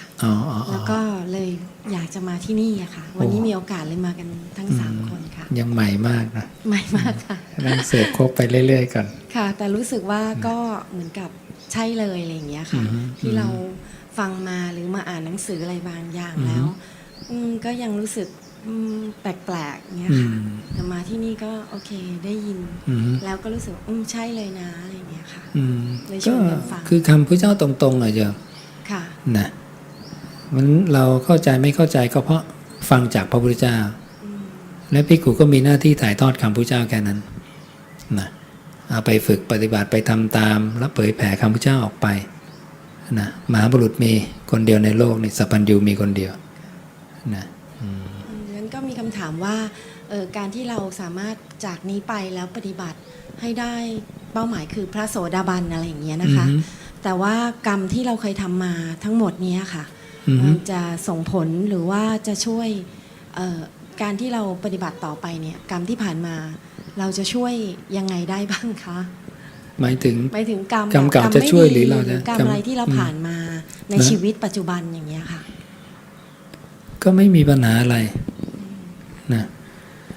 คือถ้าเป็นโสดาบันแล้วเที่ยงแท้ต่อนิพพานแล้วเนี่ยนะการที่เป็นอริยบุคคลเนี่ยหมายถึงเรากำลังจะปล่อยวางสิ่งที่เรายึดถืออยู่เรากำลังปล่อยวางระบบของกรรมเลยระบบของกรรมเนี่ยคือระบบของการทำงานของขันธ์ห้าที่วิญญาณเนี่ยไปตั้งอาศัยในขันธ์ทั้ง4คือรูปเวทนาสัญญาสังขาร4ธาตุเนี่ยพระเจ้าบอกเป็นกรรมหรือเป็นภพหรือเป็นที่ตั้งของวิญญาณซึ่งวิญญาณเป็นคนเข้าไปตั้งอาศัยนี่คือระบบของมันตราบใดเรายึดถือธรรมชาติทั้ง5เนี่ยสัตว์คือผู้ยึดถือจะเป็นไปตามขันธ์ห้าเนี่ยคือเป็นไปตามกรรมนั่นเองแต่ถ้าเราประพฤติมรรค8เรากำลังประพฤติเพื่อการปล่อยวางไอ้5ธรรมชาตินี้ ว่าไม่ใช่ของเรากรรมก็เท่ากับโละไปเลยไม่มีระบบทั้งหมดไม่เกี่ยวหาตัวตนเราไม่มีตัวตนเราอยู่ไหนปกติตัวตนเราจะอยู่ในขันธ์5ไม่ขันธ์ใดก็ขันธ์หนึ่งแต่พอเราถอนอุปทานหมดแล้วไม่มีตัวเรากรรมจะไปชดใช้ใครจะไปหาใครเราออกจากระบบไปแล้วอย่างนี้ระบบที่ไม่ใช่กรรมก็คืออสังคตะหรือนิพพานในนิพพานไม่มีระบบของกรรมเพราะไม่มีขันธ์ห้าขันธ์ห้าระบบของขันธ์ห้าถูกเรียกว่าสังคตธรรมระบบที่มีการเกิดแก่เจ็บตายเนี่ยสังคตธรรมแต่อสังคตธรรมเกิดแก่เจ็บตายไม่มีนะ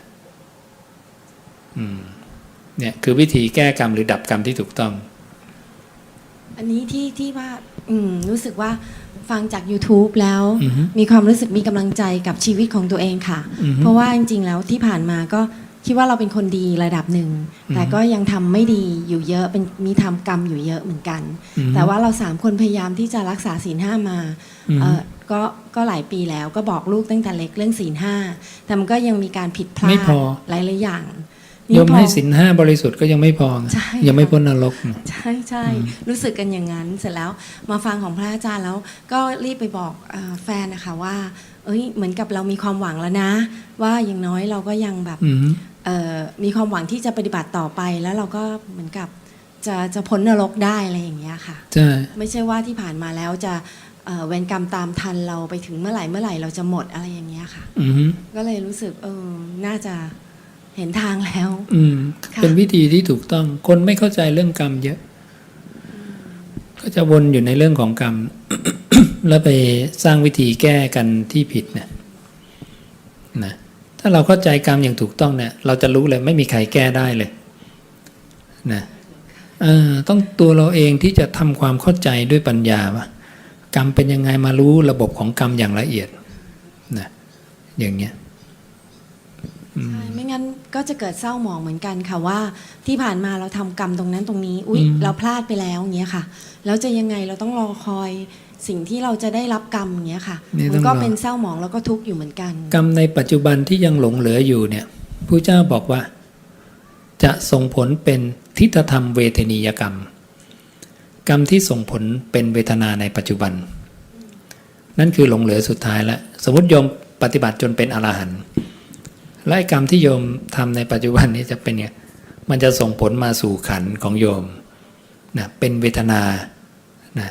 ที่เราจะต้องได้รับอย่างเช่นองคุลิมานเนี่ยนะก็ถูกข้อขว้างปาด้วยก้อนหินก้อนดินท่อนไม้นะจีวรขาดสังกติขาดเลือดออกศีรษะแตกนะผู้เจ้าก็หันไปเตือนอดทนไว้องคุลิมานดีกว่าต้องไปเกิดในนรกกับเดรัจฉานเปรตวิสัยแค่นี้เรื่องเล็กน้อยนะองคุลิมานก็อดทนอย่างเนี้ยเรื่องกรรมนี่ถ้าเข้าใจแล้วไม่มีอะไรเลยนะเราจะรู้สึกเลยอย่างโยมว่าเราจะมีกำลังใจขึ้นว่าใช่ละไม่งั้นเรามองกรรมไม่ออกแล้วมันก็คนก็บอกนอนเนื่องจะเอายังไงดีว่าอยู่ๆมันเดี๋ยวมันจะโผล่ขึ้นมาแล้วใครจะไปรู้ว่ามันโผล่ขึ้นมาเมื่อไหร่ใช่ไหมอย่างเงี้ยใช่ไหม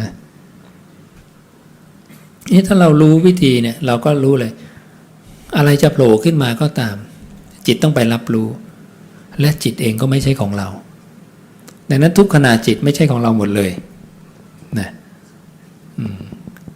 นั้นเราก็ปฏิเสธตลอดเห็นจิตเกิดดับตลอดถ้าโยมถอนอุปทานในสิ่งที่เรียกว่าจิตได้แก่เจ็บตายก็ไม่มีนะพระเจ้าอุปมาเนี่ยเหมือนเราเห็นคนทำการวัดเนี่ยลากเอากิ่งไม้ใบไม้ไปเผาเนี่ยบอกเธอรู้สึกเจ็บปวดเหมือนถูกลากไปกับพื้นแล้วเอาไฟเผาไหมสาวกบอกไม่รู้สึกเป็นเพราะอะไรสาวกบอกนั่นมันกิ่งไม้มันไม่ใช่เราใช่ไหมเราเห็นอะไรก็ตามตั้งแต่มันเกิดขึ้นตั้งอยู่แล้วหายไปเนี่ย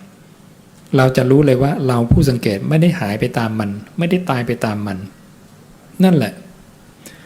ผู้สังเกตกับสิ่งที่ถูกสังเกตจะเป็นคนละตัวกันประเด็นตรงเนี้ย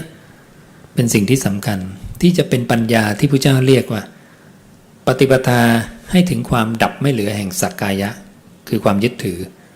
จะหมดไปเพราะปัญญาตรงนี้ ปัญญาตรงนี้จะเรียกว่าเนตังมะมะนั่นไม่ใช่ของเราเนโสมัสสมินั่นไม่ใช่เป็นเรานะเมโสอัตตานั่นไม่ใช่ตัวตนของเราทีนี้พระเจ้าไม่ได้ให้มองแค่กิ่งไม้ให้มองร่างกายซึ่งตอนนี้เราบอกเป็นเราอยู่ตาของเราหูของเราจมูกของเราแต่พระเจ้าบอกไม่ใช่โอ้มันลื้อความเชื่อเยอะนะลื้อความเชื่ออย่างขนาดใหญ่เลยจากรูปพอจะลื้อความเชื่อได้พอลื้อได้เสร็จพระเจ้าบอกสังโยชน์5สิ้นอนาคามีนะอริยบุคคลขั้นที่3แต่โยมต้องลื้อความเชื่อในเรื่องของจิตอีกโยมก็ยังจิตก็ของเราเนี่ยเรารู้เราเห็นเรารู้สึกโอ้โหเจออีกขนาดใหญ่นามธรรมนี่ยิ่งลึกเลยก็เป็นสังโยชน์เบื้องสูงอีก5ตัวที่ระดับอรหัตมรรคต้องเดินมรรคตรงนี้นะดังนั้นผู้ละสังโยชน์5ได้หรืออนาคามีเนี่ยละได้แค่5ตัวเบื้องต้นในส่วนของกายแค่นี้ซึ่งประกอบด้วย5อายตนะตาเห็นรูปหูกระทบเสียงจมูกดมกลิ่นลิ้นลิ้มรสสัมผัสทางกายมาโยมวางอุเบกขาได้ไหมทันทีดุจกระพริบตาสังโยชน์5สิ้นใช่ไหมเนี่ยบางทีวางทางตาได้ทางหูไม่ได้วางทางหูได้ทางลิ้นไม่ได้นะและทางลิ้นเนี่ยใน5ตัวเนี่ยลิ้นแรงสุดเคยสังเกตไหมเวลาตาชอบหูชอบด้วยไหมเวลาหูชอบจมูกชอบด้วยไหมไม่พ่วงกันแต่ลิ้นเนี่ยพ่วงทุกอายตนะ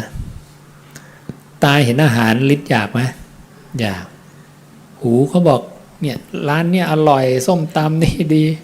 ได้ยินนะลิ้นอยากด้วยกลิ่นมาผ่านจมูกหอมๆนะไปเดินที่ฟู้ดคอร์ทเอาละลิ้นอยากด้วยลิ้นเนี่ยขอพ่วงโดยทุกเรื่องเลยพระเจ้าบอกคุมลิ้นอย่างเดียวเนี่ยละสังโยชน์ได้5ตัวเลยนี่ใครจะเห็นแง่มุมพวกนี้บ้างไงโยมพอพระเจ้าตรัสว่าเราใคร่ควรเลยเฮ้ยมันเกี่ยวกันยังไงวะเนี่ยคิดแทบตายใช่ไหมอ๋อมันเกี่ยวกันอย่างนี้เนี่ยนะเนี่ยเพราะฉะนั้นเวลาพระเจ้าสอนอะไรเนี่ยโยมลองมาโยนิโสมนสิการน้อมไปเพื่อเห็นตามที่เป็นจริงหรือมาใช้เรียกว่าธรรมวิจยะใคร่ควรสอดส่องธรรม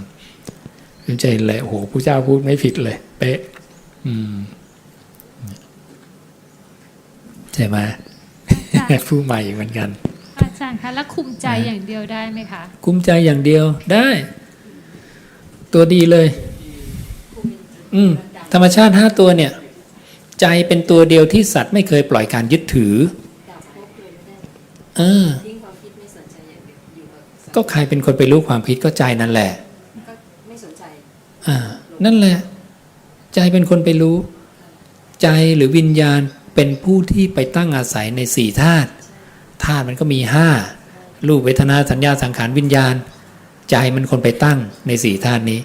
นี่ความรู้โสดาบันต้องรู้ว่าวิญญาณไม่เวียนเลยไปจาก4ธรรมธาตุนี้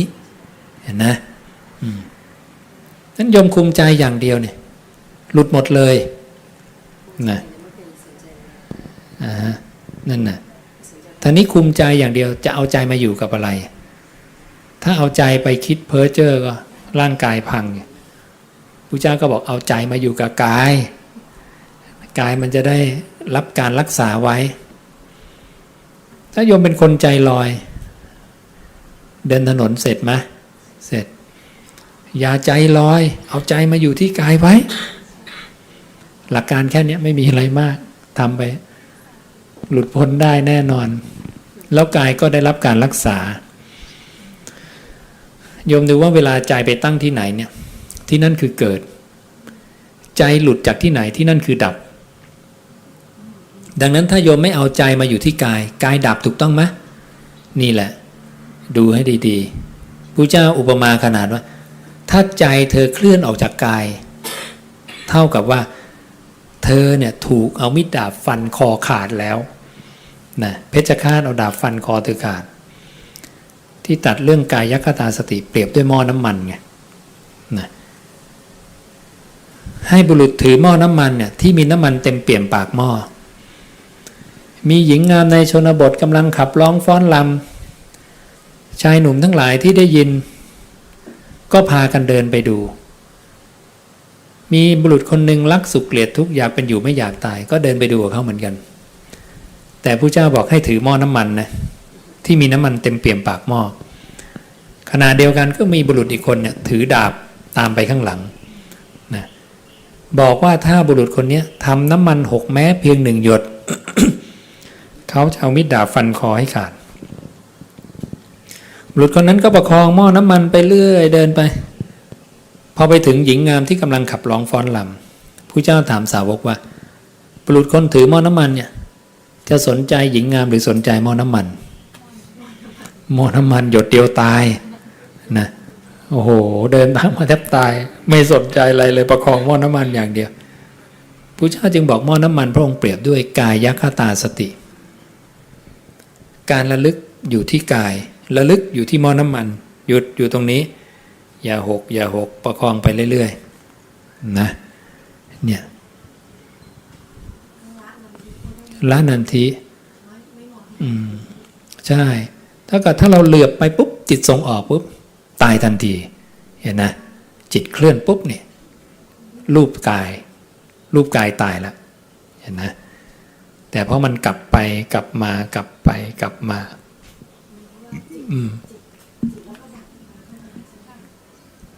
บอกว่าจิตมีดับมีมาใช่พอจิตไปก็ดับตรงนี้จิตไปเกิดจิตไปอยู่ตรงนั้นกลับมาใหม่ตรงนั้นดับก่อนร้องมาใหม่ถูกต้องไม่ใช่จิตวิ่งไปตรงโน้นวิ่งมาตรงนี้นะเพราะมันเกิดดับเร็วคนทั้งหลายก็เลยคิดว่า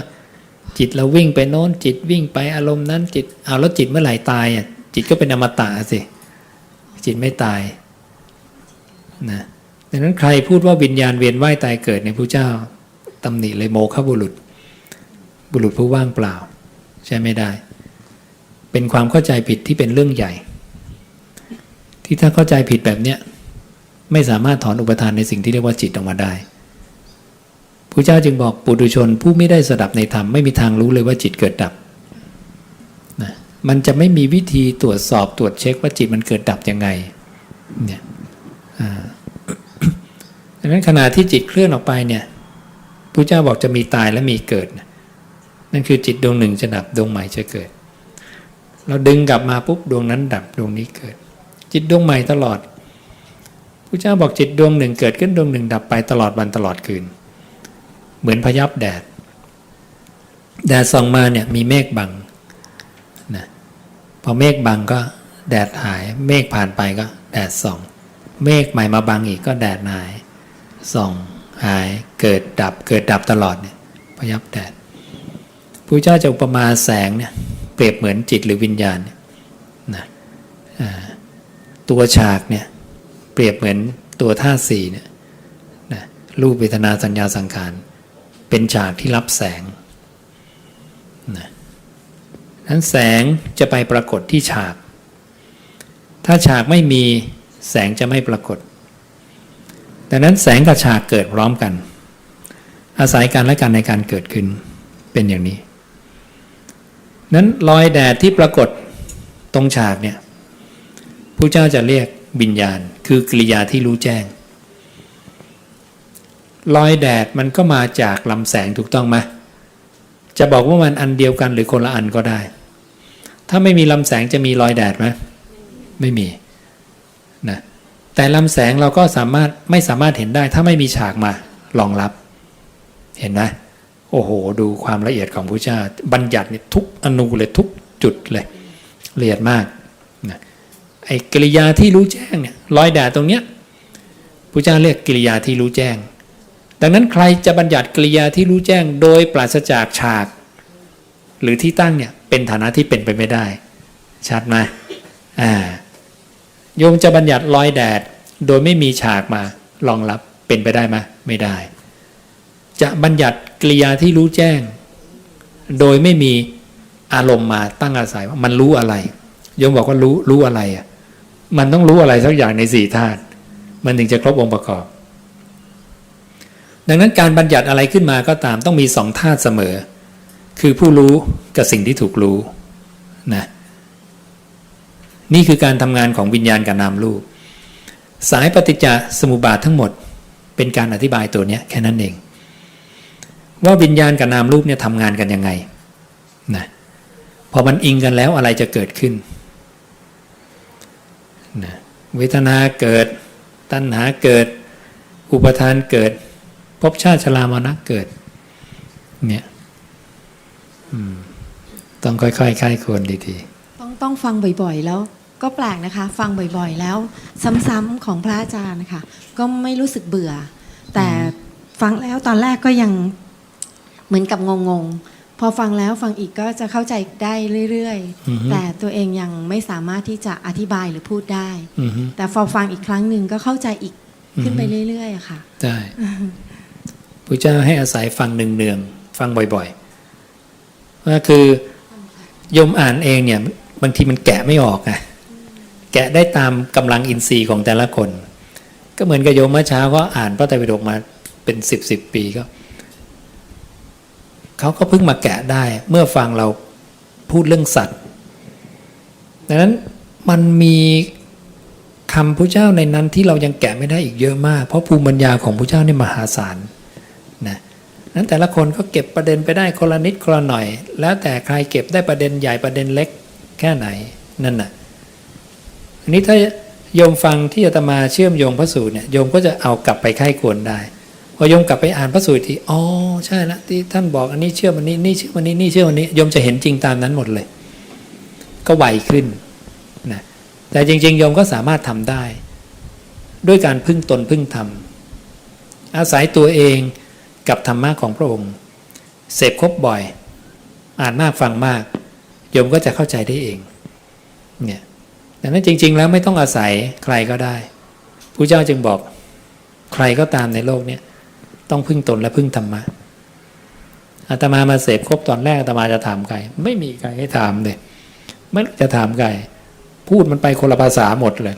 ครูอาจารย์กับไปเรื่องนึงถามไม่ได้ก็เสพครบไหมไปให้มากขึ้นมากขึ้นเข้าใจเอง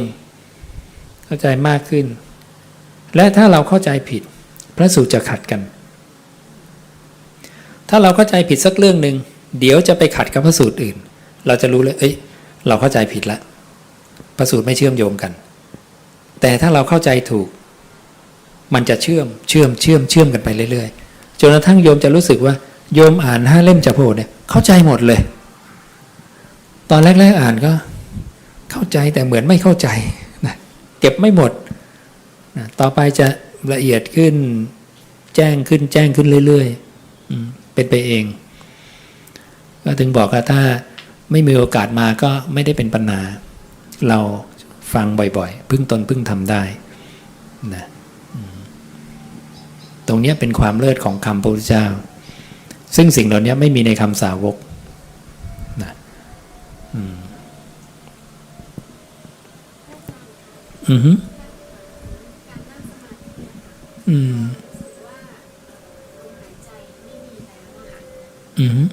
นั่งไปสักพักเนี่ยแล้วไม่มีรู้สึกไม่มีลมหายใจ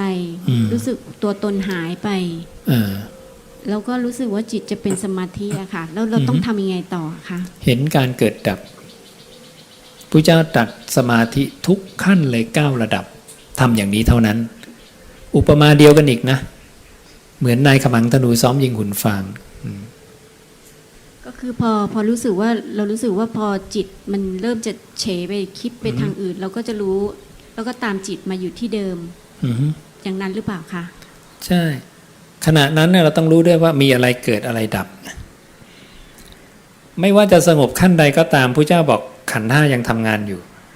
ในความสงบระดับรูปสัญญาส่วนอรูปสัญญาที่วางรูปได้เนี่ยขันธ์ 4ยังทำงานนะเธอนั้นตามเห็นซึ่งรูปเวทนาสัญญาสังขารวิญญาณโดยความเป็นของไม่เที่ยงเป็นทุกข์เป็นโลกเป็นหัวฝีเป็นลูกศรเป็นของให้ยืมเป็นของไม่ใช่ตัวตนให้ดำรงจิตไว้อย่างเนี้ยนะ แล้วในที่สุดเนี่ยจะสามารถน้อมจิตไปสู่อมตะธาตุได้นี่คือกิจ2 อย่างที่เธอทั้งหลายพึงกระทำจิตนิ่งเห็นเกิดดับทำแค่นี้2 อย่างจิตนิ่งก็สมถะคือเพ่งอยู่ในอารมณ์อันเดียวให้จิตตั้งอยู่ในอารมณ์อันเดียววิปัสสนาก็คือปัญญาก็คือการเข้าไปเห็นสัจจะแห่งการเกิดขึ้นและการดับไปอย่าให้ออกไปนอกกรอบนี้มันจะหลุดออกนอกทางต้องตีกรอบเข้ามาในนี้รู้อะไรมาก็ตามตีเข้ามาในเรื่องอริยสัจ 4เกิดดับอย่างเดียวเพราะตัวนี้เป็นตัวให้ก้าวเข้าสู่ความเป็นอริยะเนี่ยแล้วตอนที่นั่งสมาธิบางครั้งจะมีความรู้สึกว่าพอนิ่งสงบปุ๊บเนี่ยจิตไม่ออกนอกกรอบไม่ออกไปไหนแต่ว่าตั้งมั่นแล้วก็จะเป็นรู้สึกว่าจะเป็นเหมือนความสงบสักอย่างอยู่ช่วงระหว่างหน้าอกอะค่ะแล้วเขาก็จะนิ่งอยู่ตรงนั้นคือไม่ไปไหนเลยเหมือนอะไรที่ว่างเปล่ามันหมายถึงอะไรคะไม่มีอะไรเราสังเกตไม่ทันเราต้องนั่งอยู่อย่างนั้นต้องตามเขาดูเขาอย่างนั้นหรือเปล่าพระเจ้าบอกว่าให้เข้าไปเพ่งเฉพาะซึ่งจิตอันตั้งมั่นแล้วอย่างนั้นเป็นอย่างดีเข้าไปเฝ้าดูดีๆไอ้ที่ตั้งมั่นที่ว่านิ่งไม่มีอะไรขยับมีขยับสมาธิทุกขั้นมีขยับหมดเลยพระเจ้ายืนยันขันธ์ 5ทำงานขันธ์ 4ทำงานนะเว้นสัญญาเวทิตานิโรธเนี่ยนิ่งไม่มีอะไรเกิดดับนอกจากต้องออกจากสมาธิแล้วเข้าไปใหม่ออกมาแล้วเข้าไปใหม่ถึงจะเห็นเกิดดับนะดังนั้นพระเจ้าจึงสอนให้เข้าไปเฝ้าดูจิตที่นิ่งนั้นอีกทีเฝ้าดูดีๆขณะที่เฝ้าดูอย่าเพลินต่อรสอร่อยของสมาธิหรืออย่างน้อยพอถึงโยมจะไม่เห็นอะไรเกิดดับแต่เมื่อออกจากสมาธิให้โยมรู้ว่านี่มันดับไปแล้วนะเพราะสมาธิก็อยู่ไม่ได้ตลอดมีการเกิดมีการดับนะอย่างเนี้ยอาจารย์คะในจุดนี้เนี่ยอาจารย์คะของในจุดนี้ก็คือการที่เราเป็นผู้ดูความตั้งมั่นแต่อย่าไปเป็นตัวตั้งมั่นซะเองใช่ไหมคะก็ถ้าเราดูมันก็ไม่เป็นอยู่แล้วไงตอนเราดูมันก็เป็นนะแต่พอเราดูไปมันก็ไม่เป็นนะเพราะว่าขณะ กว่าจะมีปัญญาเห็นตรงนี้มันก็ต้องเห็นการเกิดดับของสมาธิหลายครั้งหลายรอบบ่อยแต่บางคนอินทรีย์แก่กล้าเห็นทีเดียวหลุดพ้นเลยอย่างพระสารีบุตรนะท่านไม่สนใจอะไรได้สมาธิกี่ขั้นก็ตามพระสารีบุตรเลยไม่ได้อิทธิปาฏิหาริย์อะไรเพราะปัญญาท่านมากท่านยิงมาที่อริยสัจอย่างเดียวแต่เป็นคนชำนาญในสมาบัติทุกอย่างเลยทำได้หมดพระสารีบุตรแต่ทำได้แล้วก็เห็นว่าสิ่งใดไม่เคยมีก็มีมาสิ่งใดมีมาแล้วก็ดับไปไร้สาระหมดเลยทุกอันเลยสมาธิมันจะดีจะนิ่งขนาดไหนโอ้ไร้สาระที่สุดก็ดับเราออกมาอ้าวดับไปละไม่ใช่ทำแท้นะยังเป็นทำฝ่ายเกิดดับก็ไม่เข้าไปยึดถืออย่างเงี้ยแค่นั้นเองเรื่องสมาธินี่พระเจ้าจึงไม่เคยเอาสมาธิมาเป็นเครื่องวัดอริยบุคคลการได้สมาธิแต่ละขั้นที่สูงไปขนาดไหนก็ตามไม่ได้เป็นตัวบ่งบอกว่าคนคนนั้นเป็นอริยบุคคลแต่คนคนนั้นกำลังได้ฐานะอันปราณีตละเอียดเพราะนั่นคือกรรมคือสัญญาหนึ่งในขันธ์ที่จิตกำลังไปตั้งอาศัยเป็นเรียกว่าเป็นสัจจะสัญญาอันละเอียดนะเพราะฉะนั้นเรากำลังได้แค่อารมณ์อันหนึ่งที่มีอยู่ในโลกซึ่งอารมณ์อันเนี้ยเป็นกรรมฝ่ายดีคือเป็นเนื้อนาดีนั่นเองนะเพราะที่ตั้งของจิตก็คือกรรมนะดังนั้นสมาธิต่างๆเนี่ยจะจัดเป็นกรรมที่ดีเป็นผืนนาดีจิตไปตั้งอาศัยปุ๊บงอกเร็วยมตั้งอธิษฐานพระเจ้าบอกตั้งจิตเจริญจิตอธิษฐานจิตสำเร็จประโยชน์เร็วในทิฏฐธรรมด้วยในปัจจุบันดังนั้นถ้าอยากให้กรรมดีส่งผลในปัจจุบันนั่งสมาธินะ พอได้สมาธินั่นคือผืนนาดีแล้วอธิษฐานจิตเลยเดี๋ยวสำเร็จอย่างเนี้ยเราจะเห็นว่ามันเป็นอย่างนั้นพระเจ้าจึงบอกว่ากรรมที่ส่งผลในทิฏฐธรรมเวลาถัดมาอีกซึ่งพระองค์เปรียบเหมือนผืนนาเนี่ยเราจะเห็นชัดนะโยมหว่านเมล็ดพืชในผืนนาไม่ดีกว่าจะงอกก็ต้องนานนึกถึงการทดลองสมัยเป็นนักเรียนเอาถั่วเขียวนะไปเพาะถั่วงอกใช่ไหมถ้าดินไม่ดีโอ้ยกว่าจะงอกเมื่อไหร่มันจะงอกเนี่ยไปดินดีแฝบงอกแล้วนะให้ผลทันทีเห็นนะผืนนาดีเนี่ยคือตั้งแต่ปฐมฌานขึ้นไปเนี่ยโยมได้ปฐมฌานทุติยฌานตติยฌานจตุตฌานนะเนี่ยอันนี้ก็จัดเป็นผืนนาดีแต่ยังดีไม่มากนี่แค่รูปธาตุถ้าอารูปธาตุเนี่ยดีมากเลยนะเป็นระดับอารูป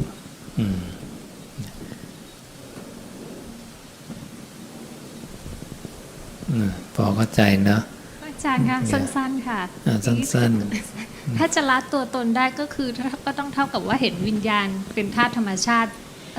เป็นเหตุปัจจัยที่ทำให้เกิดนามรูปมันแค่นี้กันสองถูกต้องอันนี้เท่านั้นเองก็คือปฏิจจสมุปบาทไปใส่วิญญาณกับนามรูปเพราะตอนแรกๆเราจะคิดว่าวิญญาณคือชีวิตไงคือฉันเหมือนชีวิตคือฉันแต่พอโยมเห็นวิญญาณเกิดดับไปเลยโยมจะรู้สึกเลยว่าเฮ้ยวิญญาณมันก็ไม่ต่างกับท่อนไม้ก้อนดินมันจะแบบว่าเปลี่ยนทิฏฐิเปลี่ยนความเห็นเราเลยว่าใช่เว้ยวิญญาณมันก็เกิดดับตามภาษาของมันอย่างเนี้ยแล้วพอมาย้อนดูพระเจ้าบอกพยับแดดฟองน้ำโอ้โหใช่เลยนะมันจะชัดขึ้นมาพอโยมชัดขึ้นมาเรื่อยๆปุ๊บการที่โยมจะเข้าไปยึดในองค์ความรู้ใดเนี่ยมันก็จะน้อยลงนะน้อยลงตามภูมิธรรมที่เราขยับขึ้นไปทีนิดนะเนี่ยมันเป็นอย่างเงี้ยมันค่อยๆละเอียดขึ้นนั้นการที่คนนั้นจะมีความทุกข์เพราะอารมณ์นี้มันก็ลดลงไงลดลงนั้นอริยบุคคลก็ทุกข์มากน้อยไปตามลำดับทุกนิดนึงคืนนึงปล่อยได้2 คืนปล่อยได้3 คืนหรือว่าไล่มากระพริบตาเดียวทุกเกิดจาก5อายตนะถ้าคนละสังโยชน์5ได้ก็ไม่ทุกข์แล้วแต่ยังทุกข์ทางใจใช่ไหมยังวางไม่ได้พอภูมิธรรมสูงขึ้นทางใจนิดนึงปุ๊บรู้จักวางอย่างเงี้ยเข้าใจไหมใช่มากตอนนี้สาธุค่ะใช่ไหมแล้วพอทุกข์ในปัจจุบันไม่มีแล้วคนนั้นพยากรณ์ตัวเองได้ไหมว่าข้างหน้าเนี่ยทุกข์ไม่มีแน่นอนใช่ป่ะเนี่ยอาจารย์ก็ขอโอกาสนะครับถ้าเกิดเราเห็นความตั้งมั่นของจิตแล้วเนี่ยแล้วเราสามารถที่จะเห็นเกิดดับในขณะนั้นแล้วเราโพสักขะแล้วเราจะเกิดเป็นจิตที่สว่างขึ้นมาแล้วมันคือการคือพวกสักขะเนี่ยก็จะใช้กับอรหันต์อย่างเดียวคือสุดท้ายของการปล่อยวางคือปล่อยหมดนะหลุดพ้นแต่ถ้าเรารู้สึกอย่างนั้นแล้วเราก็ เนี่ยโอ้โหใช่เลยไม่เอาอะไรละอันเนี้ยระดับเนี้ยจะเรียกว่าเป็นลักษณะของปฏินิสสักขะคือสลัดคืนปล่อยวางเหมือนกันนะแต่เดี๋ยวมันจะกลับมาอีกนิดนึงนะยังไม่เต็มรอบยังไม่สุดปุ๊บมันก็จะเข้าไปสู่สมาธิในแต่ละระดับจิตก็จะเข้าไปสงบนิ่งสักพักหนึ่งอย่างเนี้ยนั้นก็แล้วแต่จิตใครมีกำลังมากก็จะสงบไปตามลำดับอย่างนี้อันนี้ก็คือเป็นการสงบจากปัญญาเห็นละวางเรามีสุตตะปุ๊บก็เห็นปฏิบัติไปปุ๊บก็เฝ้าดูตามที่พระเจ้าตรัสนะเหมือนมันมีไกด์ไลน์คำสอนของพระเจ้าเนี่ยเหมือนจะชี้ให้เราเห็นมองตรงนี้นะสังเกตตรงนี้นะดูตรงนี้นะไม่งั้นเราสังเกตเองมองไม่ออกกว่าจะมองออกใช่ไหมใช่ครับงั้นมุมในการมองในการสังเกตเราจะชัดขึ้นเนี่ย งั้นเมื่อเราเห็นปุ๊บมันก็มีความเชื่อมากขึ้นโอ้ใช่จิตไม่ใช่ตัวตนไม่ใช่ของเรา อันเนี้ยความทุกข์จะหมดไปทีละขั้นภูมิธรรมในการเป็นอริยบุคคลก็จะสูงขึ้นจนทั้งสุดท้ายสลัดคืนหมดโวสักขะก็เป็นอรหันต์สิ้นอาสวะอย่างเงี้ยแต่มันวันนั้นมันจิตมันจะตั้งมั่นมากแล้วเราก็จะเห็นมันค่อยๆเห็นมีความคิดเกิดขึ้นมาหนึ่งความคิดนะฮะแล้วมันก็ค่อยๆจางคลายไปค่อยๆเราก็โภคสักขะตอนนั้นใช่แต่หลังจากนั้นแล้วเนี่ยมันเหมือนกับว่ามันเข้าสมาธิไม่ได้แล้ว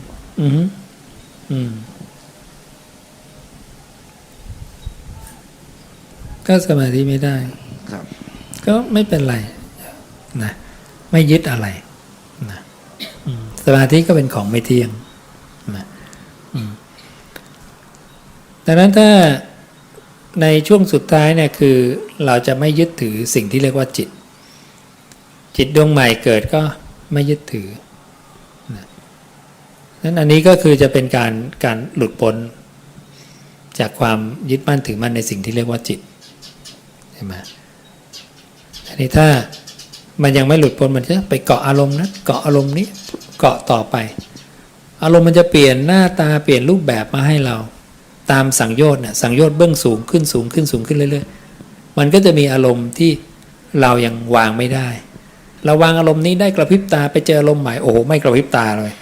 อยู่นานเลยไปเจออารมณ์ใหม่โอ้โหนี่อยู่นานเข้าไปอีกใช่ไหมคนโน้นด่าเราวางได้พอคนใกล้ชิดเราด่าเราวางไม่ได้เลยเนี่ยมันก็มีอยู่ที่อุปทานเรามีมากน้อยกับใครแค่ไหนยังไงมีอุปทานมากความคาดหวังมากกระทบปุ๊บมันก็ปล่อยได้ยากขึ้นเนี่ยเป็นอย่างนี้เราต้องฝึกไปเรื่อยๆปล่อยเร็วขนาดไหนครับปล่อยเร็วขนาดไหนพุทธเจ้าก็ให้กระพริบตาขนาดกระพริบตานี่ถ้าเกิดก็ยังสร้างภพนะโยมดูว่าโยมรู้เรื่องหนึ่งขึ้นมาแล้ววางได้ดุจกระพริบตาก็เท่ากับว่าจิตไปรู้แล้วภพเกิดแล้วเมื่อภพเกิดแล้วเนี่ยเท่ากับจิตดวงหนึ่งดับดวงใหม่เกิดยังไม่เร็วพอนะเนี่ยแค่พระเจ้าชมอันเนี้ยอินทรีย์ภาวนาชั้นเลิศแล้วใช่ไหมต้องเร็วกว่านั้นเพราะในการวางเนี่ยโยมต้องวางระหว่างรอยต่อของจิตดวงที่ดับแล้วดวงใหม่จะเกิดเนี่ยโยมเห็นทันไม่เอาวางตรงนี้ซึ่งมันยากสุดๆใช่ไหมคนจะหลุดตรงนี้ได้ก็คืออรหันต์นั่นเองเห็นรอยต่อของจิตแต่ละดวงเลยทันขนาดนั้นซึ่งโยมกำลังเห็นกำลังเข้ามาเห็นเพราะละนันทิได้เร็วขึ้นเรื่อยๆดังนั้นใครละนันทิได้เร็วพระเจ้าจึงใช้เป็นเครื่องวัดกำลังในการภาวนาไงให้คนนี้ภาวนาเก่งนี่อินทรีย์ภาวนาชั้นเลิศอย่างเนี้ยเราต้องจับจิตไว้กับกายตลอดเวลาใช่ให้มากที่สุดพอมันจะไปเราก็หยุดมันทิ้งก่อนใช่นั่นนะหลักการแค่นี้ไม่มีอะไรใช่ไหมไม่ให้จิตไปผูกกับอารมณ์อื่นเอามาผูกไว้ที่นี่เสาเขื่อนเสาหลักนี่นั่นนะแล้วทำให้ชินให้ชำนาญพอโยมจะตายก็ง่ายแล้วทีนี้ชำนาญแล้วทำมาตลอดใช่ไหมก็เอาจิตเกาะกับกายไว้พระเจ้าก็บอกกายคตาสติเนี่ยอัญชนเหล่าใดไม่หลงลืมอมตะชื่อว่าไม่หลงลืมเพราะก่อนตายโยมเอาจิตเกาะกับกายได้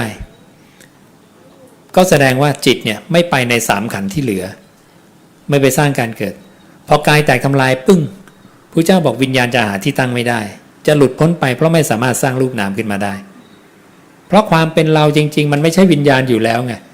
พอวิญญาณไม่มีที่ตั้งปุ๊บตัวเองจะรู้จักตัวเองขึ้นมาทันทีเลยว่าเราคือตัวสุญญตาในความว่างนะที่เข้าไปยึดขันธ์ห้านั่นน่ะคือตำแหน่งของการหลุดพ้นนะพระเจ้าจึงบอกว่าถ้าราคะคือความพอใจในรูปธาตุเวทนาธาตุสัญญาธาตุสังขารธาตุวิญญาณธาตุเนี่ยเป็นสิ่งที่ภิกขุละได้แล้วอารมณ์สำหรับวิญญาณก็ขาดลงวิญญาณก็ไม่มีที่ตั้งอาศัยหลุดพ้นไปเพราะไม่สามารถปรุงแต่งรูปนามขึ้นมาได้หลุดพ้นคือวิญญาณเนี่ยหลุดจากการตั้งอาศัยในอารมณ์แต่ละอันเรียกหลุดพ้นเพราะหลุดพ้นก็ตั้งมั่น ดังนั้นขณะที่หลุดพ้นเนี่ยยังไม่เป็นอรหันต์นะมีซอยขั้นตอนไปอีกเพราะหลุดพ้นก็ตั้งมั่นคือรู้จักตัวเองว่าตัวเองไม่ใช่ขันธ์ห้าแล้วเป็นความตั้งมั่นตรงนี้เป็นความว่างตรงนี้เพราะตั้งมั่นก็ยินดีในตนเองรู้จักตนเองว่าตนเองเป็นสภาวะของความตั้งมั่นก็ยินดีรู้จักแล้วอุ๊ยเราไม่ใช่ขันธ์ห้านะเพราะยินดีในตนเองก็ไม่หวั่นไหวเพราะสภาพนี้ไม่มีความหวั่นไหวไม่มีการมาการไปนะเมื่อไม่หวั่นไหวย่อมปรินิพพานเฉพาะตนปรินิพพานนิพพานคือความดับเย็นก็รู้จักตัวเองไม่หวั่นไหวปุ๊บก็ดับเย็นจากการเข้าไปยึดถือขันธ์ห้านะไม่มีอุปทานละนะก็ปรินิพพานเฉพาะตนเธอย่อมรู้ชัดว่าชาติสิ้นแล้วเนี่ยการเกิดเนี่ยการเข้าไปยึดถือแล้วมันจะไปสร้างการเกิดเนี่ยสิ้นละนะพรหมจรรย์อยู่จบแล้วคือการประพฤติปฏิบัติเนี่ยอยู่จบแล้วกิจที่ควรทำได้ทำสำเร็จแล้วกิจอื่นมีกิจอื่นไหมที่จะต้องทำเพื่อความเป็นอย่างเนี้ยไม่ได้มีอีกไม่มีกิจอะไรต้องทำเนี่ยนั้นเห็นไหมคำทุกคำของพระเจ้าเนี่ยมีความหมายทุกคำเลยไม่มีแบบว่าฟุ้งเฟ้อฟุ่มเฟือยในคำพูดพอดีเป๊ะนะ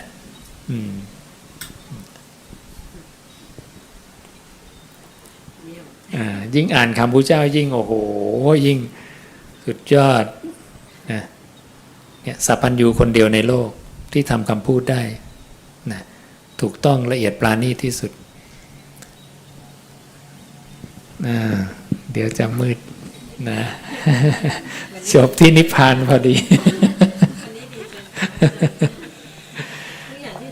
ลมเย็นๆสบายๆพอดีทิ้งหมดใช่ไม่มีอะไรใช่นะก็ขออนุโมทนากับพวกเราทุกคนเนาะขอให้เราได้รับอานิสงส์ตามเหตุปัจจัยที่ได้กระทำมาแล้วนะที่ได้มากระทำกิจนี้ด้วยการฟังเนื่องด้วยความเป็นผู้สูตรมาแทงตลอดอย่างดีด้วยความเห็น